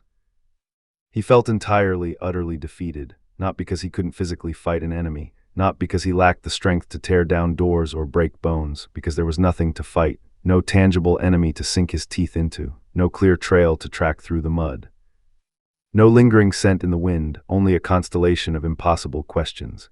He rested his elbows heavily on his knees, burying his face in his large, calloused hands, feeling the throb of a stress-induced migraine behind his temples. What if? The broken words escaped his lips before he even realized he'd spoken aloud, dissolving into the warm breeze. What if I never find her? His wolf gave no answering surge of adrenaline, no mental roar of defiance. A dry gust of wind merely stirred the gray-green leaves of the gum trees, nothing more. Heavy footsteps crunched softly on the gravel path approaching from behind. It was Owen, the oldest, wisest member of the Watchers. His hair had long since turned to silver, catching the afternoon sun like spun wire, but age had never dulled the sharp, knowing wisdom in his weathered eyes. He sat beside Donovan on the bench without a word, the old wood creaking under his weight. For several minutes they simply watched the shadows stretch across the vast valley. Finally Owen spoke, his voice like grinding stones. "I've served 3 alphas in my lifetime." Donovan remained motionless, staring down at the dust on his boots. "I've watched each of them carry burdens no one else in this pack could even begin to see." Another long, companionable pause, "but I've never seen one carry this." Donovan looked down, his jaw tight. "I had her number." He corrected himself bitterly, his fingernails digging into his palms. "I almost had her." Owen nodded slowly, the wrinkles around his eyes deepening. "That's the cruelest part of it all. If you'd never laid eyes on her in that stadium, you'd simply keep living your life, ignorant and whole. But now, you know she's out there, breathing the same air." Donovan closed his eyes tightly, willing the burning sensation away. "I keep wondering whether she's eating dinner alone, whether she's laughing with friends over a drink, whether she's safe and warm and happy." His voice cracked, a microscopic fracture of sound, "and she doesn't even know I exist." Owen smiled sadly, a ghost of amusement touching his lips. "Neither did your mother know your father existed on the day they met." Donovan frowned, pulling himself out of his dark spiral for a fraction of a second. "What, they met because your clumsy father spilled a scalding cup of black coffee all over your mother's favorite white summer dress?" She yelled at him. He stammered an apology and offered to pay for the dry cleaning. 43 years later, they were still sitting on the porch arguing over whose fault it really was, despite the heavy fog in his mind. Donovan felt the ghost of a smile tug at the corner of his mouth. "I remember." Owen reached out, resting a heavy, weathered hand on Donovan's tense shoulder, providing a solid anchor of warmth. "Life has a very strange, stubborn timing. So do mates. You can't force either to bloom before their season." Donovan looked back toward the sprawling bulk of the headquarters, his gaze heavy. "My pack is exhausted, Owen. They won't admit it to my face, pride won't let them. But I can see it in the dark circles under their eyes, the way they drag their feet. They're chasing my impossible dream. They're missing precious time with their own mates and families because of me. They're searching every dead-end lead. And every single night we come back with nothing to show for it." Owen shook his silver head slowly, his grip firm. "They're not doing this because you're their alpha and they fear your wrath. They're doing it because you are their family. They watched something permanently shift inside you in that stadium, Donovan. They've never seen your wolf look at anyone the way it looked at that woman on the screen." He gave Donovan's shoulder one reassuring squeeze before pulling his hand back. "They haven't lost hope in you. They're simply tired. There's a vast difference between the two. As the bruised purples and oranges of evening settled across the valley, painting the sky in fiery hues, Donovan remained seated on the bench, letting the words sink into his marrow. Back inside the compound, the lights in the operations room slowly switched off one by one, plunging sections into shadow. Laptops snapped shut with dull thuds. Empty coffee mugs were rinsed out in the small sink. The maps remained stubbornly pinned to the walls. The red yarn strings stayed exactly where they'd been left, crisscrossing the corkboards like a sprawling constellation. No one removed a single photograph of Adriana. No one packed away the digital evidence or swept the floor, not because they realistically expected to miraculously find Adriana tomorrow morning, but because no single person in that pack was ready to admit defeat. Not yet, not ever. Donovan finally stood up from the bench, his joints popping in the cooling evening air. He looked back through the illuminated glass window of the headquarters. The giant screen still displayed Adriana's smiling, pixelated face, casting that same ethereal blue glow against the darkening room. He whispered the words so quietly, so softly, that only the restless, listening beast inside his chest could hear. I don't know where you are. I don't know if we're actually getting closer, or drifting further away into the dark. He swallowed hard, feeling the lump of emotion in his throat. But tomorrow, I'll try again. And for the first time since the search had begun, those words felt less like certainty, and more like a promise he was desperately trying to keep. The mood inside the Watcher's headquarters had changed, the heavy, suffocating weight in the air subtly shifting into something more settled. No one rushed anymore. The frantic scuffle of heavy boots against polished concrete and the sharp, echoing clatter of dropped coffee mugs had entirely ceased. The frantic urgency of the first week had faded into quiet persistence, a rhythm measured by the steady hum of industrial air conditioning and the rhythmic tapping of fingers against mechanical keyboards.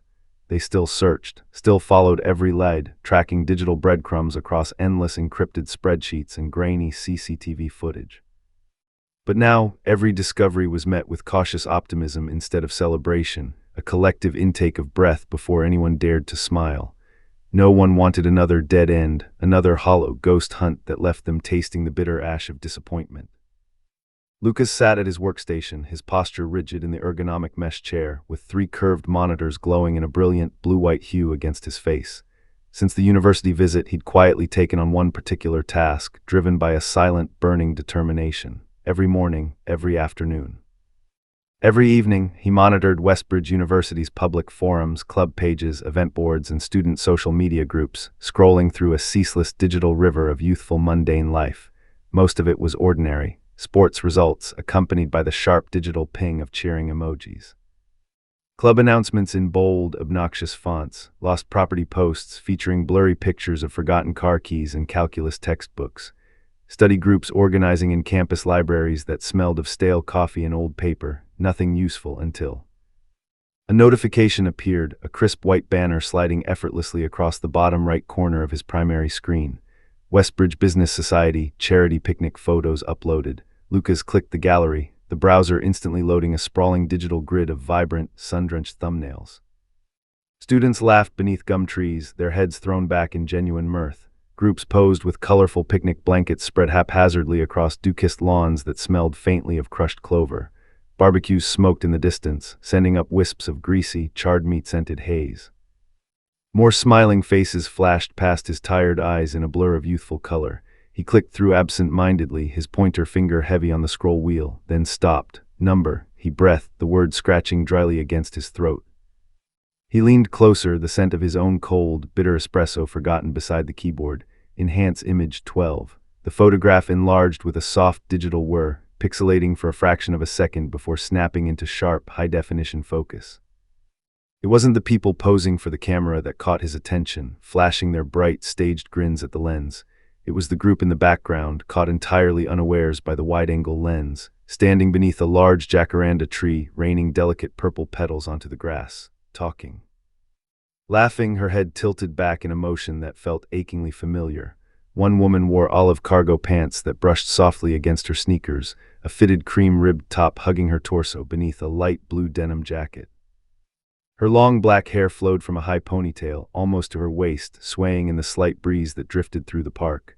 Lucas felt his pulse quicken, a hot hammer of adrenaline pounding suddenly against his ribs. He zoomed further, his mouse hovering over the tiny, perfect details. Gray eyes sharp and clear even in a compressed JPEG, the same smile curving the corners of her lips with a subtle, quiet grace, the same profile etched into his memory like a brand. He was looking at Adriana. He shot to his feet, the metal legs of his chair screeching harshly against the concrete floor. Alpha, every conversation in the room stopped instantly, the low murmur of voices evaporating into a dead, absolute hush. Donovan looked up instantly, his amber eyes snapping toward Lucas with the lethal precision of a predator locking onto movement in the brush. Lucas hurried across the room with his laptop, the aluminum chassis warm against his fingertips. "I think we found her." The words froze the room, hanging in the air like winter frost. He placed the laptop on the dark wood of the conference table, the screen casting a pale glow over the scarred surface. Donovan stared at the photograph, his chest expanding slowly as he drew in a deep, agonizing breath of air. There was no doubt, even dressed differently in modern streetwear, even standing several meters behind the main group, half obscured by the play of dappled sunlight through the leaves. His wolf recognized her immediately, surging forward from the dark corners of his mind with a violent, overwhelming pull. "Mate," a deep growl rumbled quietly in his chest, vibrating through the heavy silence of the room, a low, primal frequency that made the other men tense in instinctive submission. "Where was this taken?" Donovan demanded, his voice a gravelly rasp. "Westbridge University Business Society," Lucas answered, his fingers hovering anxiously over the trackpad. Lucas clicked the event description, squinting at the tiny text, "Charity Picnic, yesterday afternoon." Mason studied the background, his brow furrowing as his sharp eyes took in the geographical markers. "I know that place." He pointed long, calloused fingers towards a cluster of towering trees rendered in the corner of the frame. "Riverside Botanical Park. It's only 5 minutes from the university." Lucas was already opening another browser tab, typing with frantic speed. "I've got the photographer's name." Without hesitation, his thumb pressed firmly against the public contact button on the club page. A phone rang on speaker, the electronic warble cutting sharply through the quiet room. Once, twice, 3 times, then. "Hello," a bright, youthful voice chirped through the tiny laptop speakers. "Hi," Lucas said politely, smoothing his tone into something disarming and calm. "My name's Lucas. I'm calling about the photographs you uploaded from yesterday's Business Society picnic." The young man on the other end laughed, a carefree sound that grated against the heavy tension in the headquarters. Did someone blink? No, actually. Lucas glanced at Donovan, whose eyes were boring holes into the side of the laptop screen. "We're trying to identify someone who appears in the background." There was a short silence on the line, marked only by the faint rustling of paper. "Oh, okay." Lucas rotated the laptop slightly so the caller could see the same image during the video call interface. "The young woman back here, the one wearing cargo pants, the ribbed top and the denim jacket. Do you happen to know her?" The photographer barely looked before answering, entirely oblivious to the lethal tension filling the room in front of him. "Oh yeah, that's Adriana." Every watcher looked at Donovan, their collective breathing hitching. "A surname, please. Give us a surname." Lucas kept his voice steady, though his palms were slick with nervous sweat against the edges of the desk. Adriana Vans." The photographer smiled through the video feed, completely relaxed. "She's studying finance." Relief washed across the room like a tidal wave, a physical rush of exhaled breaths and dropped shoulders that softened the hard lines of the headquarters. A full name, a degree. More information than they'd uncovered in an entire week of desperate, stumbling inquiries. Lucas continued carefully, playing the part of a casual acquaintance. "Are you friends?" "Nah." The college student shrugged, his shoulder dipping out of frame. "We've talked a few times. She was just there supporting our club."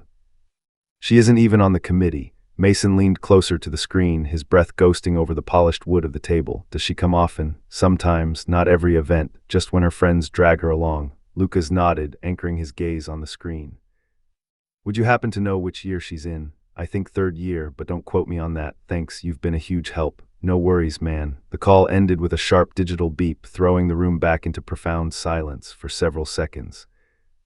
Nobody spoke, the weight of the name settling over them like a mantle. Then Mason quietly broke the silence, tasting the syllables on his tongue.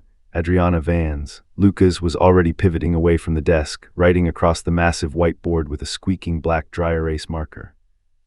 "Adriana Vans, finance student, Westbridge University." The space around her photograph pinned to the center of the board suddenly seemed much smaller, boxed in by hard, indisputable facts. She wasn't just a face anymore, a phantom haunting their peripheral vision. She had a name, a course of study. A place she belonged in the human world. Donovan looked at the photograph again, his amber gaze tracing the familiar lines of her face. She was smiling at something another student had said, her eyes crinkling at the corners with authentic joy. Completely unaware that one ordinary photograph uploaded to a public college page had just changed everything. His wolf settled peacefully for the first time in days, the frantic, tearing anxiety in his chest subsiding into a deep, heavy purr. Not because the search was over, for the hunt was only just beginning, but because they were finally learning who she was. Donovan smiled faintly, the dark edge of his desperation giving way to a terrifying, beautiful focus. We're done chasing a stranger. He looked around the room at every member of the Watchers, meeting their hardened, loyal eyes one by one. We're looking for Adriana Vans. The room felt lighter, the oppressive, electric tension finally bleeding out into the open air. The exhaustion hadn't disappeared, hanging in the dark circles beneath their eyes and the stiffness in their joints. Neither had the uncertainty of what would happen when they finally reached her, but hope. Hope had returned, sharp and burning like a freshly struck match in a dark room. And for the first time since the chaotic blur of the football stadium, it finally felt as though fate had decided to give them something back. By the beginning of the second week, the heavy, airless fog of uncertainty that had choked the team's office had finally lifted. The search no longer felt impossible, it felt methodical. Every clue had revealed another piece of Adriana's life, each dropped breadcrumb catalogued like pieces of a fragile puzzle. She drank the dark, oily, roasted hazelnut-scented coffee from Black Peak, the cardboard cups left behind in digital footprints. She'd attended Westbridge University, walking the same weathered stone corridors for years. She studied finance, staring at rows of fluctuating numbers and balance sheets. She traveled the Eastern Rail Line, the rhythmic, metallic clatter of wheels against tracks carrying her back and forth through the city's veins. She supported the business society, her name inked onto old membership ledgers, piece by piece. The woman Donovan had only seen in pixelated grandeur on a giant stadium screen, bathed in the blinding, electric glare of sports broadcast lights, was slowly becoming real, fleshed out in coffee grounds, lecture halls, and transit passes. The operations room buzzed quietly with the low, steady hum of server towers and the rhythmic clack-clack-clack of keys as Mason studied the university website, the blue monitor light casting a ghostly pale glow across his concentrated face. There, he tapped the monitor sharply with a fingernail. The Westbridge Business and Finance Society. A calendar of upcoming events filled the screen in bright white lettering against a navy background. Industry Networking Evening Finance Guest Speaker, open to students and alumni tomorrow night. Donovan leaned over the desk, catching the faint metallic scent of overheated electronics, and looked at the listing. If she's studying finance, there's a good chance she'll attend. Mason nodded, leaning back in his leather chair with a soft groan of springs. It isn't guaranteed. But it's the strongest lead we've had. The University Conference Center overlooked the dark, glassy expanse of the river, the water reflecting the smeared neon lights of the city skyline. Inside, the vaulted hall thrummed with high-frequency noise. Almost 200 students mingled around tall cocktail tables draped in white linen, clutching heavy-bottomed glasses of chilled orange juice and small porcelain plates of flaky finger food that smelled of warm pastry and garlic. Business professionals in crisp, dry-cleaned suits chatted animatedly with nervous final-year students clutching portfolios to their chests. Laughter echoed sharply off the high timber ceilings throughout the room, competing with the muted clink of glassware. Everyone wore sticky, paperback name tags peeling slightly at the corners. Everyone looked eager to make connections, their smiles a bit too bright, their handshakes a bit too firm, except Donovan. He stood near the shadowed back of the room, rigid inside a tailored charcoal suit that felt suddenly too tight across his shoulders, while Mason casually worked his way through the dense crowd, sliding past elbows and perfume clouds. The rest of the Watchers blended in naturally, melting into the academic ecosystem. One spoke earnestly with lecturers near the refreshment stand. Another chatted to students about graduate employment, laughing at a shared joke. Two more quietly observed the room from opposite corners, their eyes scanning methodically. No one looked like they were searching for someone, they simply looked, interested. Donovan's eyes moved constantly, darting like caged birds, every brunette, every ponytail swinging against a collar, every woman in a tailored blazer, each time. His heart lifted, a sudden rush of adrenaline hitting the base of his throat like cold water, then settled again with a dull, leaden thud. Not her. The guest speaker at the front podium began discussing investment portfolios and market liquidity in a dry, monotonous drone. Donovan barely heard a word over the roar of blood in his ears. His attention remained fixed entirely on the heavy oak entrance doors across the room. An hour passed, marked by the slow melting of ice cubes in abandoned glasses. Still nothing. During the break, as the murmur of conversation swelled, Mason approached one of the finance lecturers. A man in his early 60s with thick, silver hair and crow's feet framing sharp eyes balanced a paper coffee cup of dark roast while chatting amicably with several students. When they finished and drifted away, Mason smiled politely, smoothing the lapel of his jacket. "Excuse me." The lecturer turned, blinking behind wire-rimmed glasses. "Yes, I'm Mason. We've been invited by one of the alumni." The small lie came naturally, delivered with an easy, unbothered grin that crinkled the corners of his eyes. "I was actually hoping to meet one of your students." "Oh." Mason nodded, leaning in slightly. "Adriana Vans." The lecturer smiled immediately, his face softening into genuine warmth. "Ah, Adriana." Donovan looked over from 10 feet away, keeping his posture loose, trying not to appear obvious. "You know her, of course. Bright young woman. One of my best finance students." Donovan felt an unexpected surge of pride swell hot and fast inside his chest. He didn't even know why, but the words felt like a personal validation. The lecturer glanced around the room, taking a slow sip from his cup. "Actually, it's a shame. She couldn't make it tonight." Donovan's heart sank, the heavy drop physical and nauseating in his gut.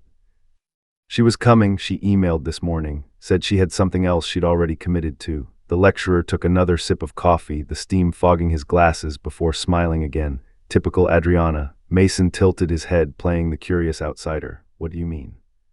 "She's forever giving her time away." The lecturer chuckled warmly, a rich, rumbling sound. "I keep telling her to spend less time volunteering and more time relaxing." "Volunteering?" Mason asked casually, his voice dropping into a smooth, conversational register. "Yes, every Saturday, rain, hail, or shine." He shook his head with genuine admiration, his silver hair catching the overhead track lighting. "I don't think she's missed a weekend in nearly 2 years." Donovan stepped closer, unable to help himself, the soles of his shoes clicking softly against the polished parquet floor. "Where does she volunteer?" The lecturer smiled, oblivious to the sudden tension in the air. "The Haven Paws Animal Rescue Shelter. If you've ever adopted a dog or cat around here, there's a good chance Adriana helped care for it." He laughed softly, shaking his head. "The animals absolutely adore her." So do the staff. Donovan and Mason exchanged a quick electric glance, a silent communication forged over a week of relentless pursuit. Another piece, another place, another chance. The lecturer looked between them curiously, the warmth in his eyes shifting to mild suspicion. "You know, I've never actually asked." "How do you know Adriana?" There was a brief silence, heavy with the ambient clatter of silver forks against dessert plates. Donovan answered honestly, his voice low and steady. "I'm trying to meet her." The lecturer smiled knowingly, the lines around his eyes deepening.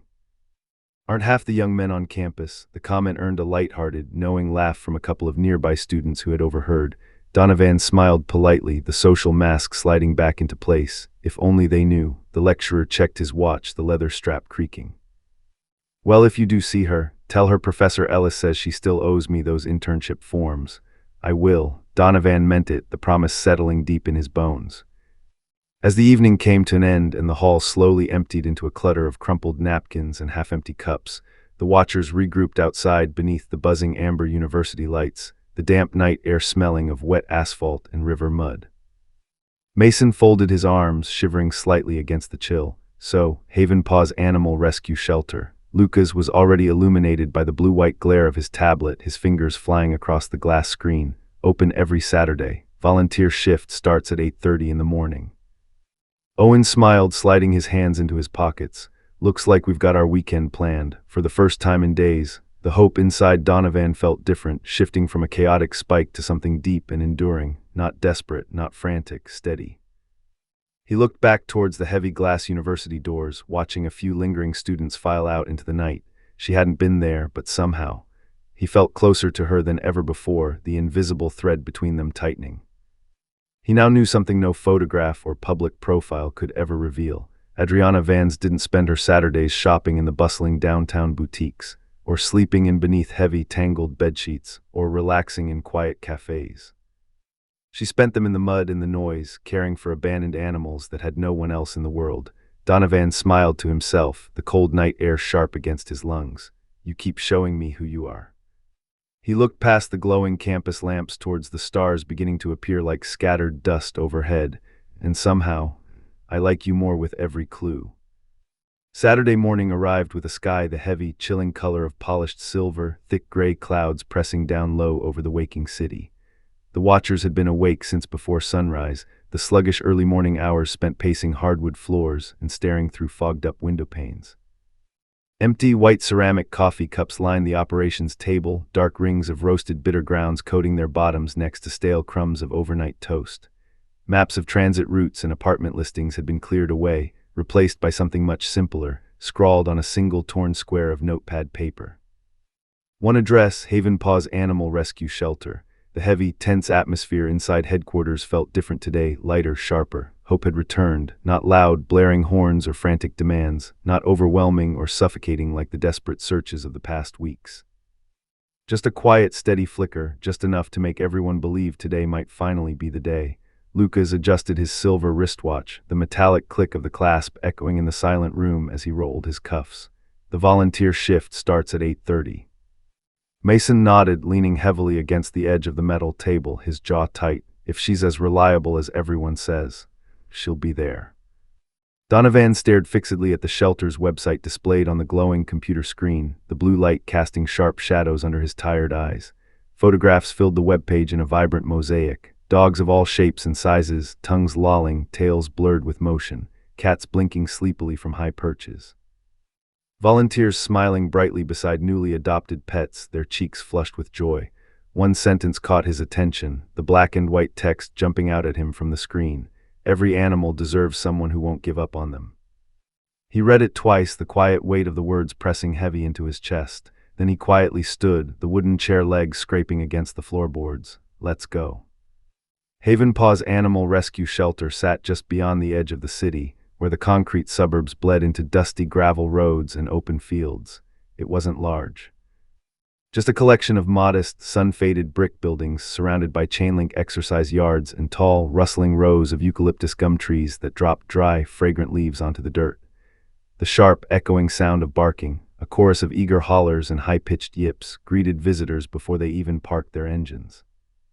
Volunteers moved purposefully around the property, their boots crunching on gravel as they carried heavy metal food bowls, piles of ratty woolen blankets, and thick leather lades. Donovan looked towards the entrance, his jaw clenching. Every car that rattled down the drive made his heart beat a little faster, a heavy, pounding thud against his ribs. Every woman who stepped out of a vehicle. Wasn't Adriana, 8:25, 8:30, 8:35. The gravel volunteer car park slowly filled with dented sedans and mud-splattered hatchbacks. Still, no sign of her. A cheerful woman in her 50s approached them with a welcoming, crinkling smile, wiping her soapy hands on a striped apron tied around her waist. Morning. You boys here to volunteer? Mason answered before Donovan could find his voice, flashing a charming, effortless grin. If you'll have us, we'll take anyone willing to clean kennels. She laughed, a hearty, warm sound that cut through the cacophony of barking. Oh, you'll regret saying that. I'm Margaret. I manage the shelter. She handed each of them a bright, neon-orange volunteer vest that smelled faintly of bleach and wet fur.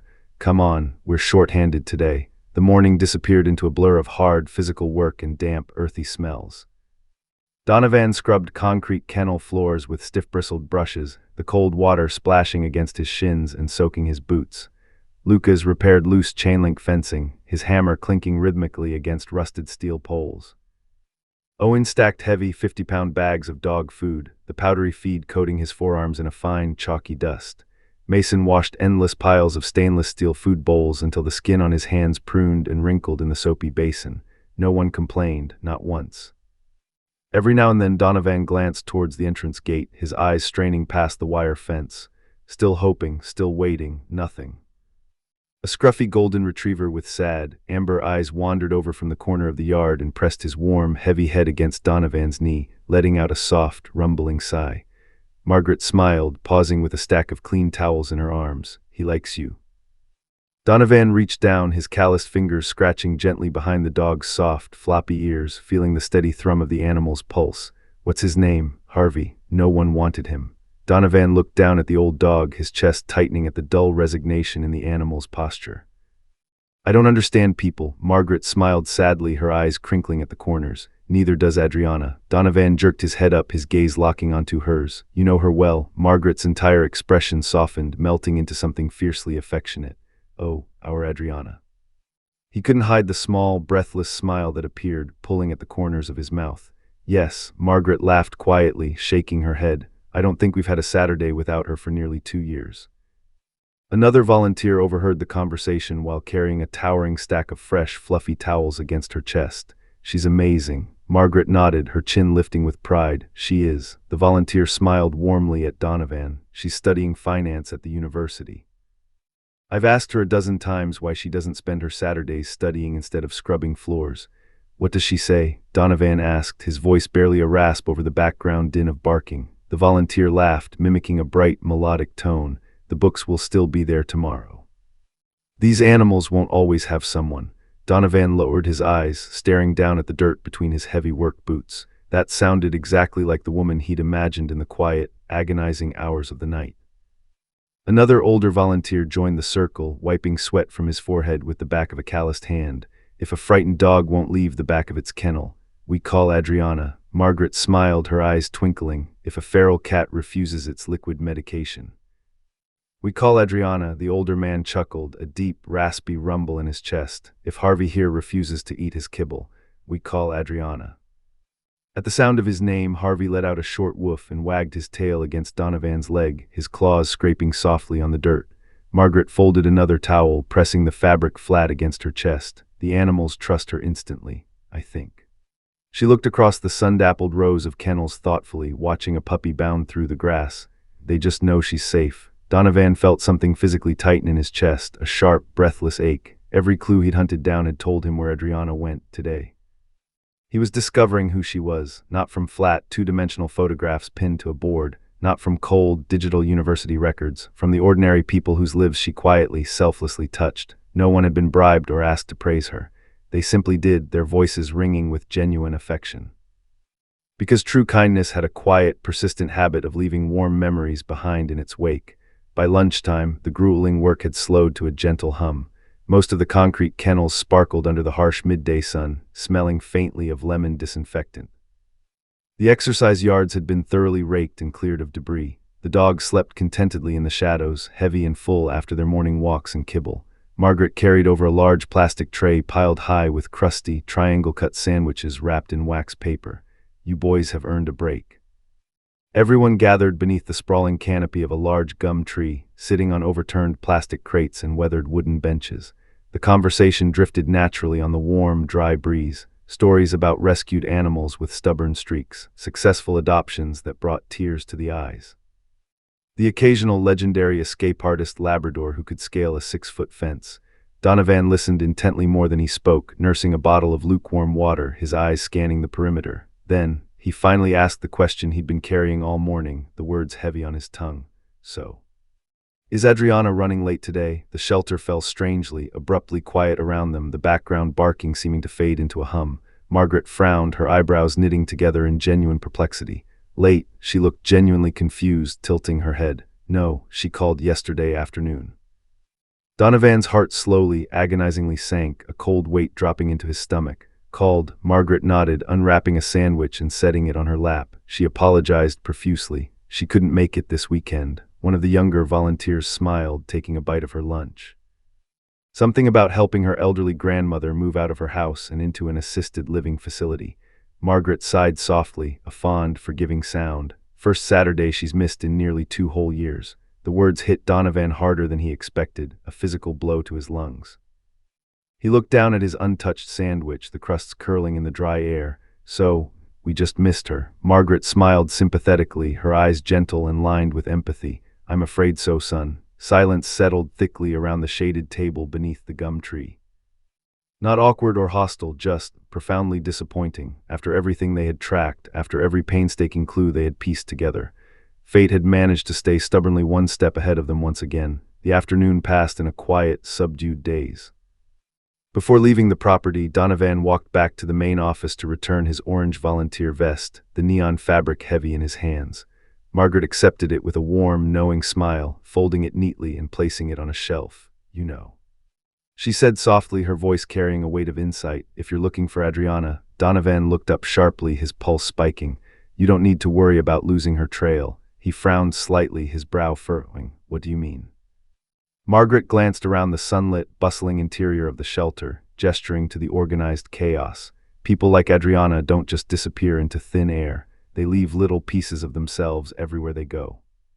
She gestured out the window towards Harvey, who was now curled up sleeping peacefully in a patch of golden afternoon sun.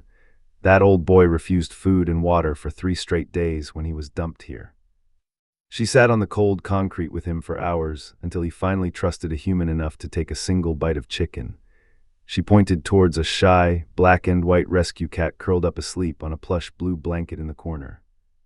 That cat scratched every single volunteer who tried to pet him, except Adriana. Margaret offered a tender, knowing smile. Kindness has a stubborn way of lingering long after the person has gone.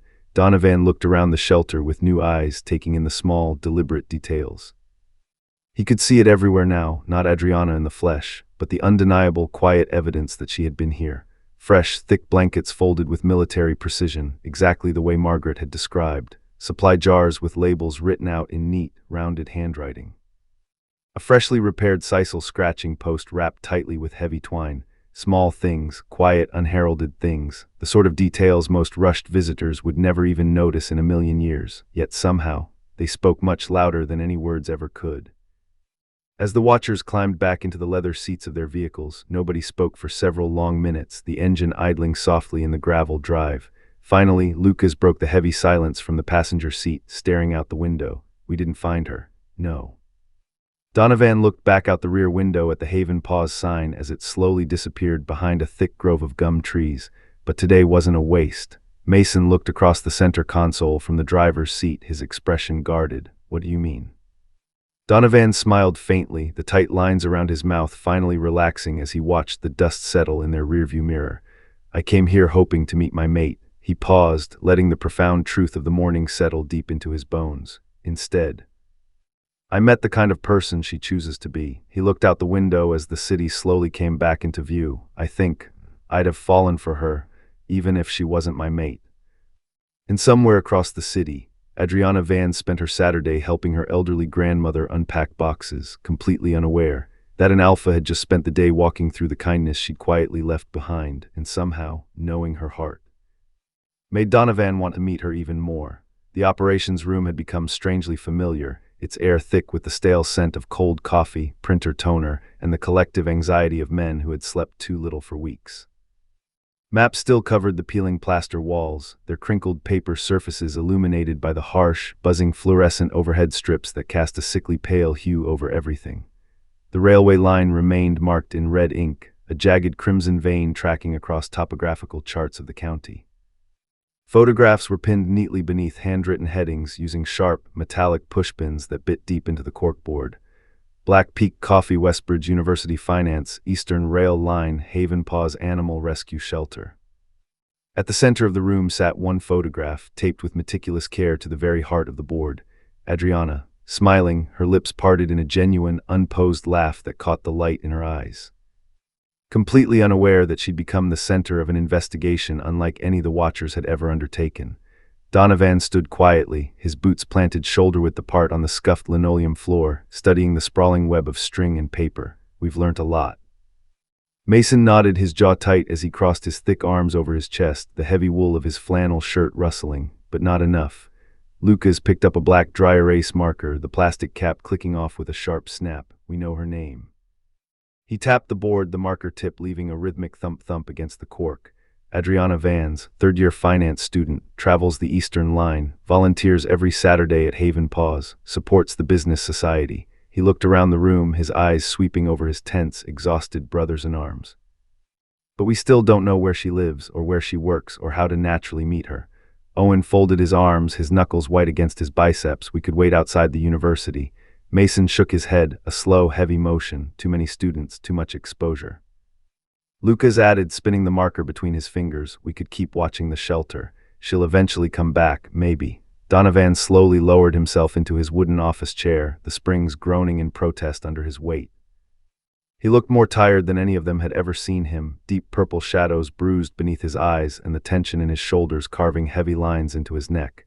We've spent weeks chasing clues. No one argued, the silence in the room heavy and suffocating. Every clue had led to another clue, a maddening labyrinth of paper trails and schedules, never to Adriana. He rubbed a calloused hand across his face, the rough friction of his day-old stubble scraping against his palm. I don't want her first memory of me to be finding out I've been following her. Silence settled over the room, thick enough to choke on, broken only by the low, distant hum of the building's ventilation system. He continued quietly, his voice dropping to a rough gravel. I don't want to frighten her, I don't want her thinking she's being watched. Mason nodded slowly, his expression softening with empathy. Then what do we do? Donovan looked once more at her photograph, tracing her smiling face with his weary eyes. I honestly don't know. For the first time since the search had begun, no one had another idea, no one spoke. The room was completely still, suspended in a vacuum of utter defeat. Then, a mobile phone vibrated across the scarred wooden table, rattling its plastic casing against the surface with a harsh, buzzing sound. Everyone looked at it. Donovan frowned, the wrinkles on his forehead deepening. An unfamiliar number stretched across the glowing screen. He answered anyway, pressing the phone to his ear with a thumb that slightly trembled. Donovan speaking. For a heartbeat, nothing save for the faint hiss of static over the line. Then came a familiar voice cutting through the heavy air of the room. Warm, friendly. Hi. It's Sarah. Donovan searched his memory, scrambling to place the cadence against the backdrop of his exhaustion. I'm sorry. The barista, Black Peak Coffee. He sat upright, the lethargy instantly burning out of his veins. His heart immediately began racing, a heavy, pounding drum against his ribs. I told you, if she ever came back, I'd call. Every watcher in the room looked towards him, sensing the sudden, violent shift in the room's atmosphere. Donovan slowly stood, his chair sliding back with a sharp screech against the floor. His voice became barely more than a whisper, rough with sudden hope. Sarah, is she there? A smile spread across the barista's voice, bright and infectious over the digital connection. She walked in about 30 seconds ago. Everything stopped, the room, the conversation.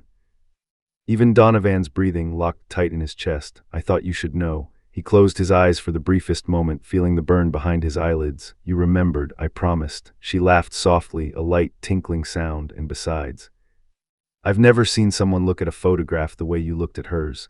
Donovan swallowed hard, tasting copper in his dry mouth. Thank you, don't thank me yet. She's ordering. If you're coming, I wouldn't wait. The call ended with a soft click, dropping back into dead air. For half a second, no one moved, every muscle in the room coiled like a spring. Then Donovan looked up, his green eyes burning with sudden, frantic life. She's there. Every chair scraped backwards in a chaotic clatter of wood and metal against linoleum. Lucas grabbed his leather car keys, the brass rings jangling sharply. Mason reached for his dark wool jacket, shrugging his broad shoulders into the sleeves. Owen smiled, a flash of white teeth in the dim light. It's time. No, Donovan stopped them, his voice an absolute command that vibrated in their chests. Everyone turned, halting in their tracks. He took a slow, grounding breath, inhaling the scent of his own rising adrenaline. I'm meeting her. He looked around at the men who had searched beside him through the endless weeks, his gaze lingering on each brotherly face. Alone, no one questioned him, the pack bond recognizing his primal claim without a single protest. Mason simply nodded, clapping a heavy, reassuring hand onto Donovan's shoulder. We'll stay here. If you need us, we're one phone call away.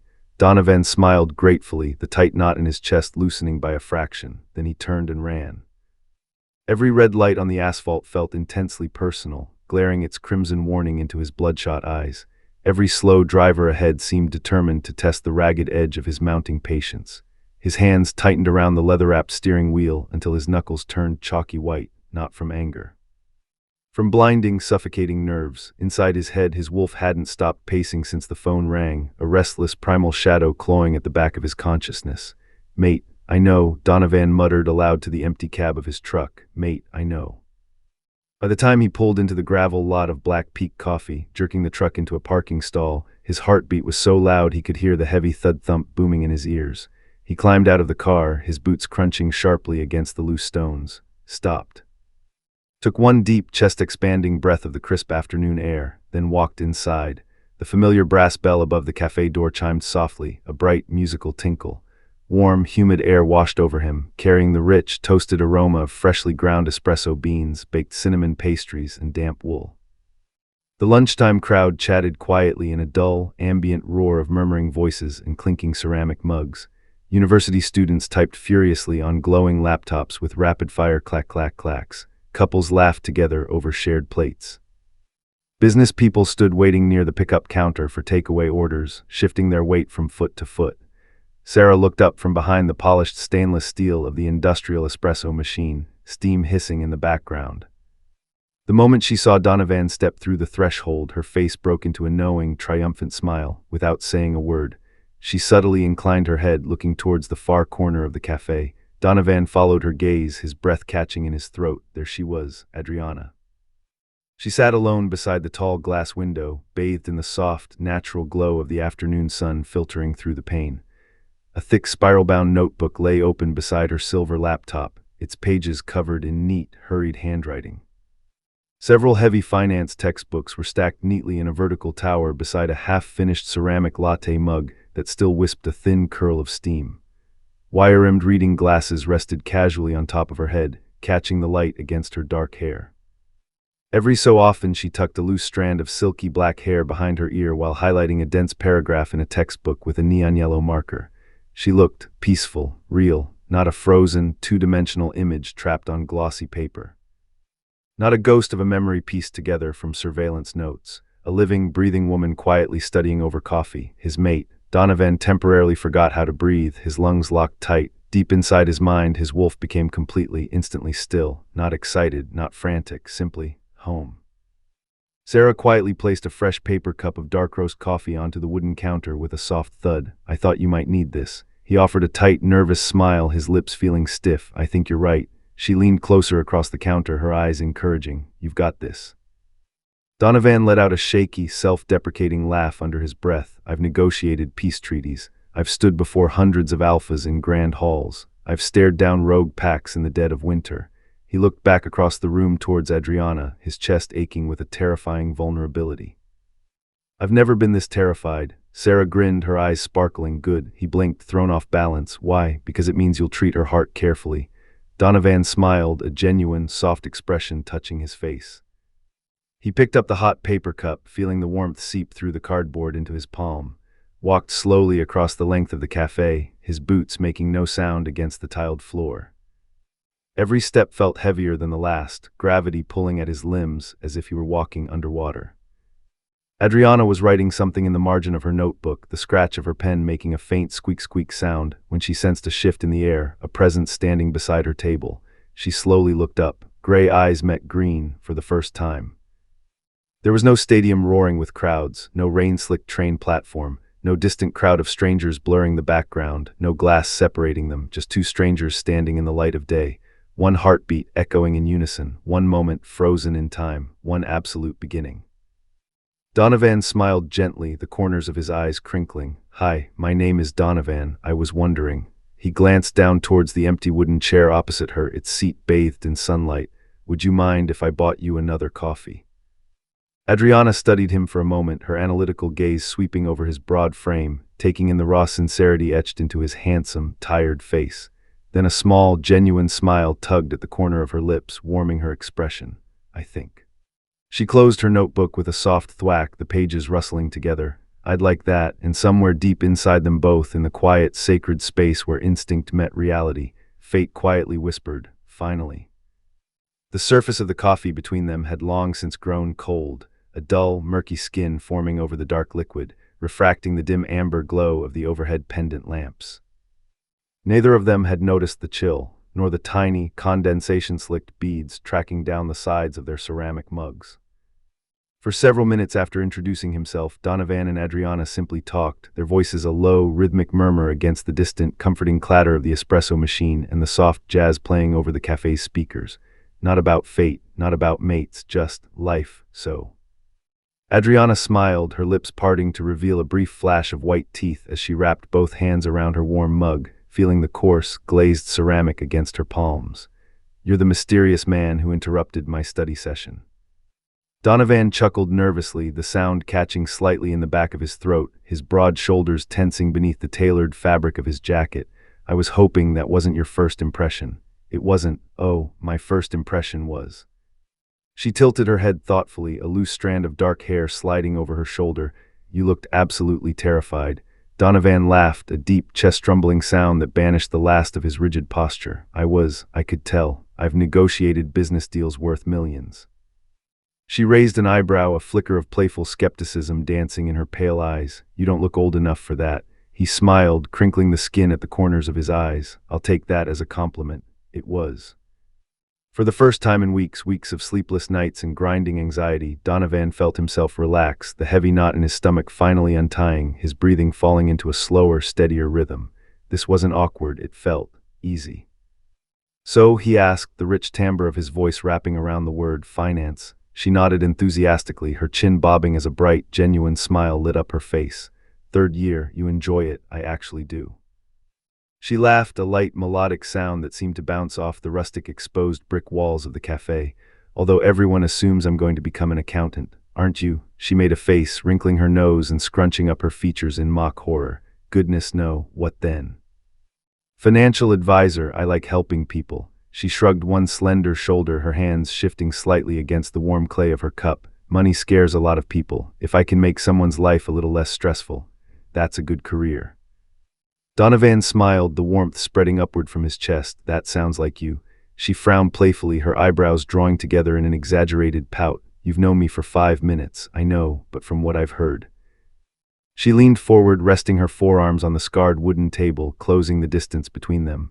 Oh, the lecturer at university thinks you're one of his brightest students. Her eyes widened, the irises dilating in sudden surprise as she pulled back slightly. You've met Professor Ellis. I have. She groaned dramatically, dropping her forehead down toward her hands before catching herself with a breathless sigh. Oh no, what did he tell you? That you still owe him internship paperwork. She covered her face with both hands, her fingers pressing against her flushed cheeks as she groaned again. I knew he'd tell someone. Donovan laughed, the sound bright and entirely unburdened. He seemed very proud of you. She lowered her hands, resting them flat on the table, her gaze softening. He's been a wonderful mentor. There was genuine affection in her voice, smooth and resonant in the quiet air, not admiration for grades, gratitude. He noticed that, cataloging the gentle hitch in her breath and the way her posture softened when she spoke of the older man. What about you?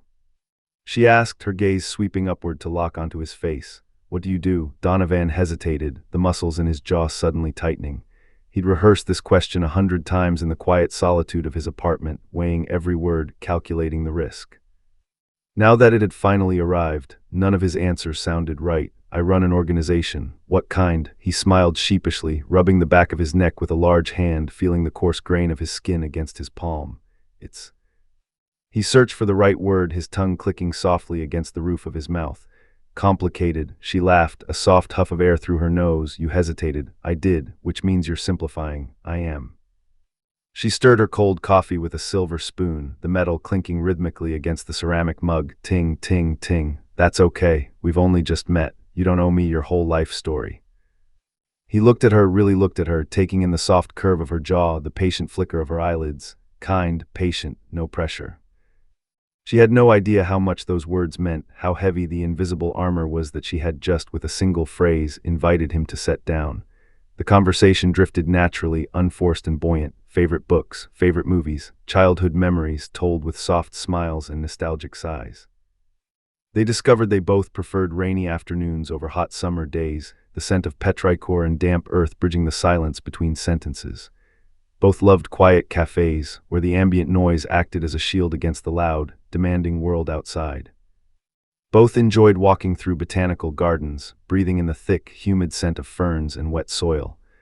Both admitted they'd rather stay home with a good book than go to loud parties, trading the suffocating bass of crowded rooms for the quiet turning of pages. At one point Adriana laughed, a bubbling sound that crinkled the corners of her eyes. We're either incredibly compatible or incredibly boring. Donovan grinned, showing a flash of white teeth against his lips. I vote compatible. So do I. The words slipped out before she realized she'd spoken them, hanging softly in the space between their faces. A faint blush colored her cheeks, a delicate pink spreading from her collarbones up to the tips of her ears. So. She quickly changed the subject, eager to cover the sudden flutter in her chest. You've been to Haven Paws. I have. Her smile immediately returned, broad and radiant. When? Last Saturday. She blinked, her head tilting in genuine bewilderment. You were there. I volunteered. A look of recognition crossed her face, her eyes flashing with sudden clarity. "Wait," she pointed a finger at him across the table, the gesture light and accusing. "You were the ridiculously tall man scrubbing Harvey's kennel." Donovan burst into laughter, throwing his head back slightly as the tension evaporated completely from his shoulders. "I suppose that was me. Margaret talked about you." His eyebrows lifted, a line of surprise creasing his forehead. "Really?" she said. Adriana smiled warmly, her voice dropping into an affectionate imitation. Some giant bloke turned up and cleaned kennels like his life depended on it. Donovan rubbed the back of his neck again, a self-conscious heat rising up his throat. She wasn't entirely wrong. Adriana laughed, her shoulders shaking with the force of it. "I wish I'd been there." "So do I." Their eyes met, the playful banter suddenly falling away, leaving only the steady, magnetic pull between them for a brief moment. Neither of them looked away, caught in the quiet gravity of the space they shared. An hour passed, then another, the winter light outside shifting from harsh afternoon glare to the bruised purple and indigo hues of early evening. Neither suggested leaving, the inertia of their comfort keeping them firmly rooted to the wooden chairs. Sarah quietly brought fresh coffees without being asked, her rubber-soled shoes making no sound against the worn floorboards as she set the steaming mugs down with a soft thud. "You two looked like you needed refills." Adriana smiled, wrapping her fingers around the new, radiating warmth of the fresh ceramic. "Thank you." Sarah winked at Donovan before walking away, her posture casual and knowing. Adriana noticed, her gaze snapping back to him. "You know her, we've met." "She seems lovely." "She is." There was something in his voice, a subtle shift in tone that caught her attention, something heavier. She watched him for a moment, tracking the way his jaw tightened and his gaze dropped fractionally. "You keep looking at me."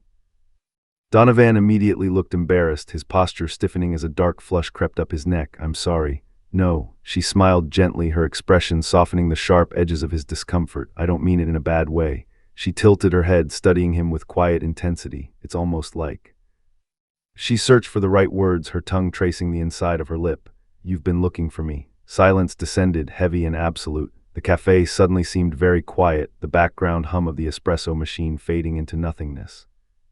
Donovan looked down into his coffee, watching the dark ripples settle against the rim. He could lie. He could invent some harmless story about coincidence, about the sheer improbability of the universe bringing them together. Walk away. Let fate unfold naturally, wrapped in convenient half-truths. But every relationship deserved honesty, no matter how terrifying the threshold. He looked back up, holding her gaze with his clear, unwavering gray eyes. "I have." She didn't speak. She simply waited, her breath hitching softly in the quiet air. "I need to tell you something." He took a slow, deep breath, expanding his chest as the scent of roasted coffee beans filled his lungs. It might sound unbelievable. "Try me." So he did. He told her everything, his voice a steady, unhurried cadence that filled the small space between them. The football game, the roaring stadium, the freezing chill of the metal seats. The jumbotron flashing bright and blinding against the autumn night. The 30-second recording, looping endlessly in the dark hours of his mind. The endless freeze frames, the glowing pixels on his screen, analyzing every second of footage. The coffee cup left behind like a breadcrumb on a wooden table. The university, the looming brick buildings, the searching footsteps. The train station, the hiss of steam, the blur of passing faces. The photograph hidden away and then tracked across the city. The business society, the hushed rooms, the careful inquiries. Haven paused, the smell of disinfectant and wet fur, the barking echoing off concrete walls. The promise Sarah had made, standing behind the counter with a knowing look in her eye. And the phone call that had finally brought him back to this exact cafe, sitting across from her. When he finished, the table fell silent, the air thick with the weight of his confession. Adriana sat perfectly still, her hands resting motionless on the warm ceramic of her mug, not frightened, not angry, just thinking, her mind processing the sheer, staggering scale of the invisible architecture he had built just to find her. Finally she asked quietly, her voice barely a whisper above the hum of the room, "You never asked anyone for my address. No, my phone number. No, you could have. I know, you had people looking for me. I did, so why stop there?" Donovan held her gaze, his eyes steady, unblinking, filled with an intensity that made the breath catch in her throat. "Because I wanted you to choose." She frowned slightly, her eyebrows drawing together in confusion. "Choose what? Whether you wanted to meet me?" He swallowed hard, his throat working visibly. "I could have found where you lived. I could probably have learnt everything about your life, but none of that would have meant." He smiled softly, a slow, breathtaking curving of his lips that reached all the way to his eyes. That you chose me. For a long moment, Adriana simply looked at him, absorbing the quiet, staggering depth of his intention. Either you're completely insane, or you're the most honest man I've ever met. The air inside Black Peak Coffee was thick with the rich, bitter aroma of roasted espresso beans and the warm, buttery scent of cinnamon scones baking in the back. Adriana reached across the scarred, dark-stained wooden table, her fingertips brushing against the cool surface before bridging the gap between them. Resting her hand gently over his, her skin was warm and soft against his calloused knuckles, sending a sudden, grounding jolt through his veins. "You know what I think?"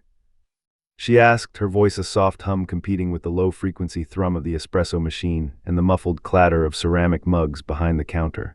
He shook his head, a single, slow movement as his chest tightened beneath the fabric of his shirt. "I think." She smiled, the corners of her eyes crinkling softly under the warm amber glow of the Edison bulb hanging overhead. "Most people would have chased me. You," he started, his throat suddenly dry. "Kept giving fate another chance," she finished, her thumb tracing a small, soothing circle against the back of his hand. He let out a breath he hadn't realized he'd been holding, a long, shaky exhalation that stirred the heavy air between them.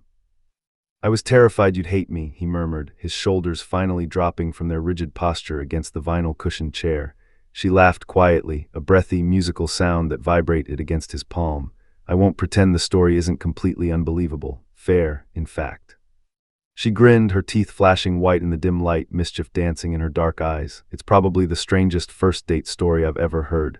So," he ventured, leaning in slightly, catching the faint, clean scent of her shampoo, "you're not running away." She squeezed his hand, her grip firm and reassuring, the pressure grounding him against the dizzying surge of relief in his chest. "I think there are only two possibilities." "Oh," he asked, his pulse hammering a frantic, heavy rhythm against his ribs. "Either you're completely insane, or you're the most honest man I've ever met." He laughed, a rich, genuine sound that chased away the last remnants of his nervous tension. "I've been called stubborn." "I can believe that," she said, tilting her head with a knowing look. She looked at him for another long moment, her gaze sweeping over the lines of his face, mapping the exhaustion and the raw sincerity etched there. Then smiled, a soft, open expression that melted away the remaining distance between them. "I'd like to find out which one you are." Donovan smiled back, the expression reaching his eyes, warm and entirely unguarded. "So would I." Outside the grimy, rain-streaked windows, the afternoon sun dipped lower over the city, casting long, bruised streaks of orange and purple across the concrete sidewalk. Inside Black Peak Coffee, surrounded by the constant, low murmur of whispered conversations and the hum of the refrigerator, two strangers continued talking. About childhood dreams, family, favorite places, future hopes. The conversation flowed so naturally, light and effortless, that neither noticed the cafe growing quieter as evening approached, the chatter fading to a gentle hush. For the first time, they weren't alpha and mate. They weren't the woman from the Jumbotron and the man who had searched for her. They were simply Donovan and Adriana, two people who had chosen to stay. Long after the coffee had gone cold, the ceramic mug sat untouched and freezing in the settling chill of the room.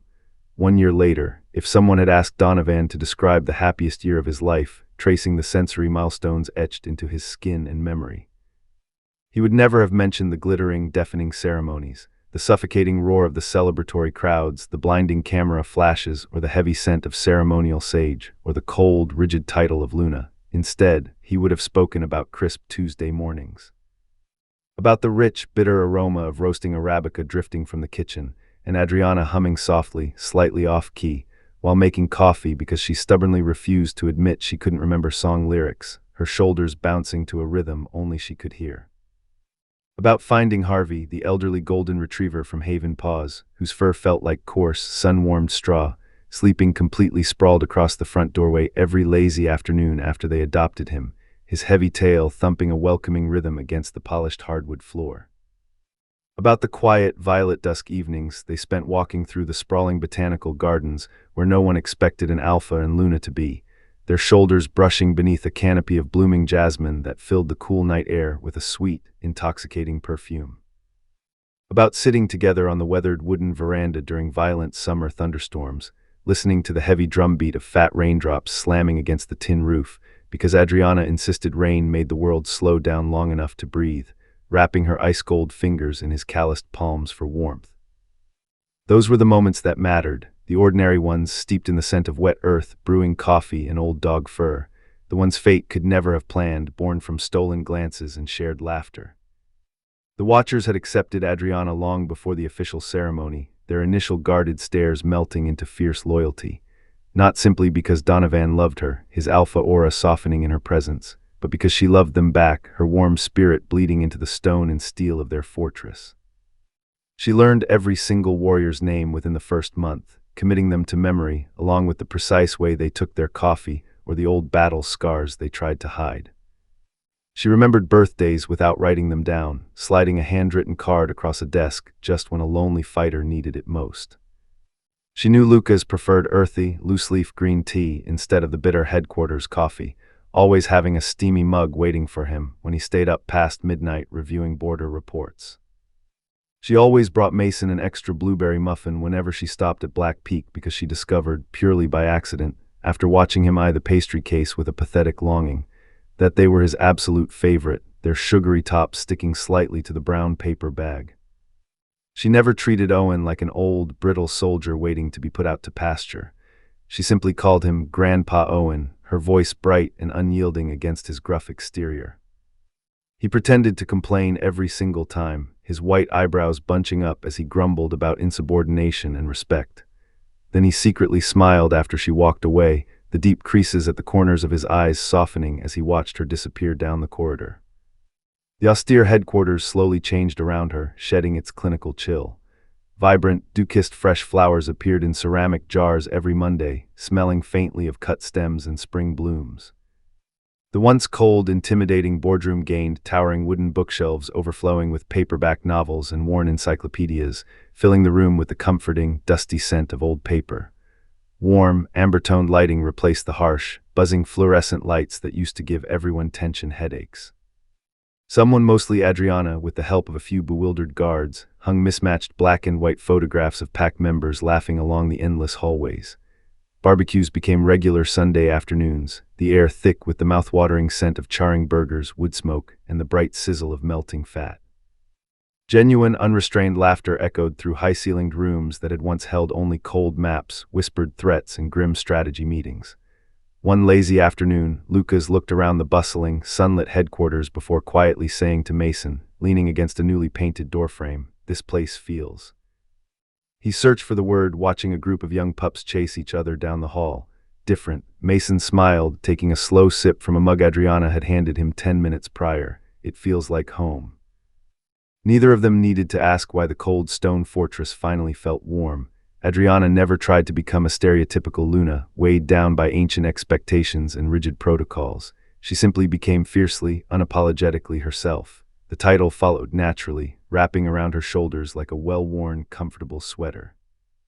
Pack members began seeking her advice in the quiet corners of the courtyard, not because they had to, bound by pack law or fear of an alpha's wrath, because she actually listened, her eyes locking onto theirs with absolute, unwavering focus. One young couple argued heatedly over buying their first cramped, squeaky-floored home, gesturing wildly with their hands. They asked Adriana to mediate, trusting her cool head. A teenager, trembling and sweating with self-doubt, worried he wasn't strong enough to become a guardian, his voice cracking with humiliation. He asked Adriana for guidance, and she sat with him on the cold concrete steps until the sun went down. An elderly widow simply wanted someone to drink steaming chamomile tea with after losing her mate of 50 years, desperate to fill the suffocating, freezing silence of an empty house. She asked Adriana to sit across from her in the quiet afternoons. Donovan noticed something beautiful, a quiet ache blooming in his chest every time he watched her. People didn't approach Adriana because she possessed authority or held a crown over her head. They approached her because she made them feel profoundly, beautifully heard. One crisp evening he found her sitting on the back wooden steps with 3 young pups huddled around her in mismatched pajamas, their eyelids drooping as she read aloud from a dog-eared children's story. She looked up, the amber porch light catching the golden undertones in her hair, and smiled softly. "They wanted one more chapter," she whispered. Donovan laughed, the sound rumbling deep in his chest as he stepped out of the cool night air. "So did I." She rolled her eyes playfully, the crinkle at the corners of her nose making his heart stutter. "You've read this book 6 times, Donovan. I still don't know whether the fox finds his family," he deadpanned, crossing his arms. She narrowed her eyes playfully, a challenge dancing in her gaze. You absolutely know how it ends. I might, he teased, stepping closer and inhaling the familiar scent of vanilla and rain that always followed her. She laughed, a bright, musical sound that chased away the shadows of the yard. That sound, unfiltered, joyful, and entirely free. He knew then that no ancient law etched in dusty stone, no mystical, predetermined mate bond forced upon them by the universe, could ever truly explain why he loved her. He simply did, down to his marrow.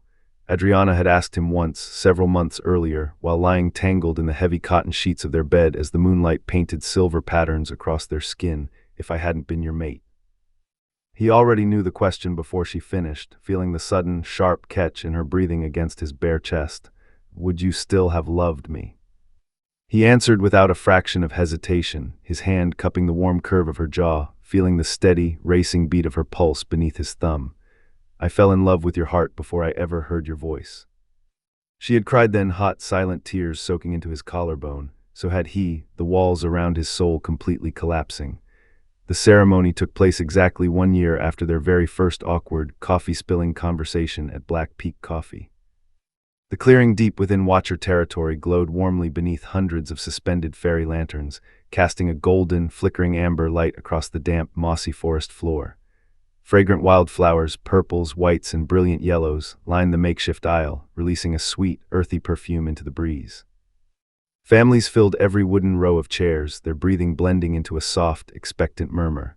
The elite watchers stood proudly behind Donovan, their posture rigid yet beaming with uncharacteristic pride, clad in their finest formal wools and leathers. Adriana walked gracefully between the rows of smiling, teary-eyed faces, wearing a simple, elegant ivory gown that caught the cool afternoon breeze, the fabric whispering softly against the grass with every step. She wasn't the most breathtakingly beautiful woman there because of the designer dress or the expensive lace. She never had been, and she didn't care to be. She was breathtaking because every single person watching her walk toward the altar knew exactly who she was beneath the surface. Kind, with a gentleness that healed old wounds. Patient even when the pack testing her patience was at its worst, steady like the ancient, unmoving pines towering above them. Home. Donovan couldn't take his eyes off her, his breath catching in his throat, the world narrowing down to just the motion of her advancing steps and the radiant glow of her smile. She finally reached him, stepping onto the raised wooden platform. She took both his rough, calloused hands in her soft ones, their skin warm against the chill of the afternoon air. She smiled, her eyes shining with unshed tears. There you are, she whispered. He laughed quietly, a breath of pure relief escaping his lips. I've been looking for you, she grinned, squeezing his fingers tightly. I know. The elder conducted the ancient, sacred vows, his voice a low, gravelly rumble that echoed off the surrounding timber. Promises of unwavering loyalty, hard-earned trust, true, equal partnership. Neither spoke loudly, their voices carrying no theatrical projection. Neither needed to, the forest held their words close. Every single word carried clearly across the silent, breathless clearing. When they finished reciting the old rites, the elder smiled warmly, the deep wrinkles of his face bunching up in absolute delight. You have been chosen by fate, he intoned, looking out over the silent crowd. He paused, looking slowly back and forth between them, his eyes crinkling, but more importantly, you have chosen one another. Donovan slipped the heavy, cool, ceremonial silver band onto Adriana's trembling finger, feeling the slight shudder of emotion pass through her hand. She did the same for him, her touch steady and sure as she slid the ring home. The clearing instantly erupted into a deafening roar of applause, cheers, and wolf whistles. Happy howls echoed through the surrounding dark trees, vibrating in the chests of everyone present. Lucas wiped away a fierce, stubborn tear from his cheek before quickly pretending he hadn't, clearing his throat and glaring at anyone who might have noticed. Mason laughed out loud, throwing his arm around Lucas's shoulders. I told you she'd change this damn pack. Owen smiled quietly, the fierce warrior exterior entirely melted away. No, Owen murmured. He watched Donovan pull Adriana into a fierce, breathless embrace, burying his face in the crook of her neck. She reminded us what family actually feels like. As the evening celebrations continued long into the twilight hours, long wooden tables filled to the breaking point with steaming food, heavy platters of roasted meats, and endless laughter. Wild children chased one another through the shadows beneath the tangled fairy lights, their high-pitched giggles bouncing off the tree trunks. Harvey the golden retriever wandered happily between the guests, his tail wagging in a wide arc, begging shamelessly with big, soulful brown eyes in hopes someone would accidentally drop a greasy sausage. Acoustic music, guitars, and a low, steady fiddle drifted softly through the warm, pine-scented evening air, mixing with the clinking of heavy glass mugs. Eventually, Lucas climbed casually onto the small wooden stage, holding a heavy black microphone that squealed with feedback. He cleared his throat dramatically, tapping the metal grill with a fingernail. "If I could have everyone's attention for just a second, please." The rowdy conversation slowly faded into a curious, murmuring hush across the clearing. Lucas smiled mischievously, his eyes gleaming in the stage lights. "I've been reliably informed by reliable sources that every great love story deserves one final, ridiculous surprise." Adriana turned her head, looking up at Donovan with wide, questioning eyes, her brow furrowing. "You knew about this?" He looked genuinely, completely confused, holding his hands up defensively as the cool evening breeze ruffled his hair. "I have absolutely no idea what he's doing, I swear to God." Lucas laughed into the microphone, the sound booming over the PA system. "Oh, trust me, Alpha, you will." He nodded knowingly toward the tech booth by the tree line.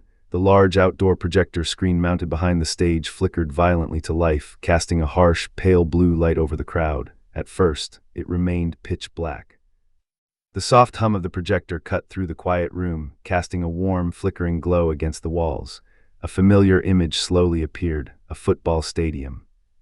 Rows of blue plastic seats bled into the distance under the heavy glare of high-output floodlights, the crisp autumn air carrying the faint, sharp scent of popcorn, stale beer, and damp turf. Halftime.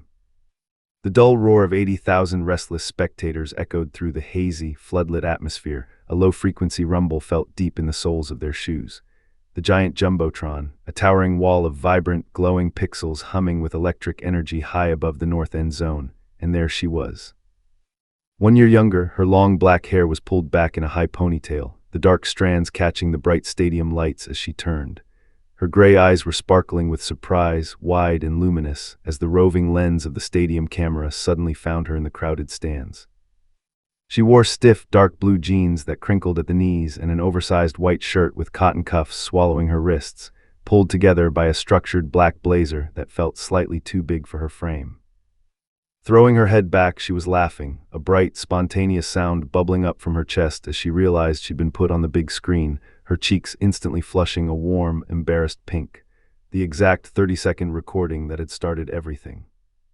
A quiet gasp escaped Adriana, her breath hitching in her throat as the cold reality of the moment washed over her skin in goosebumps. She looked from the screen to Donovan, whose profile was bathed in the soft, dancing light of the projector.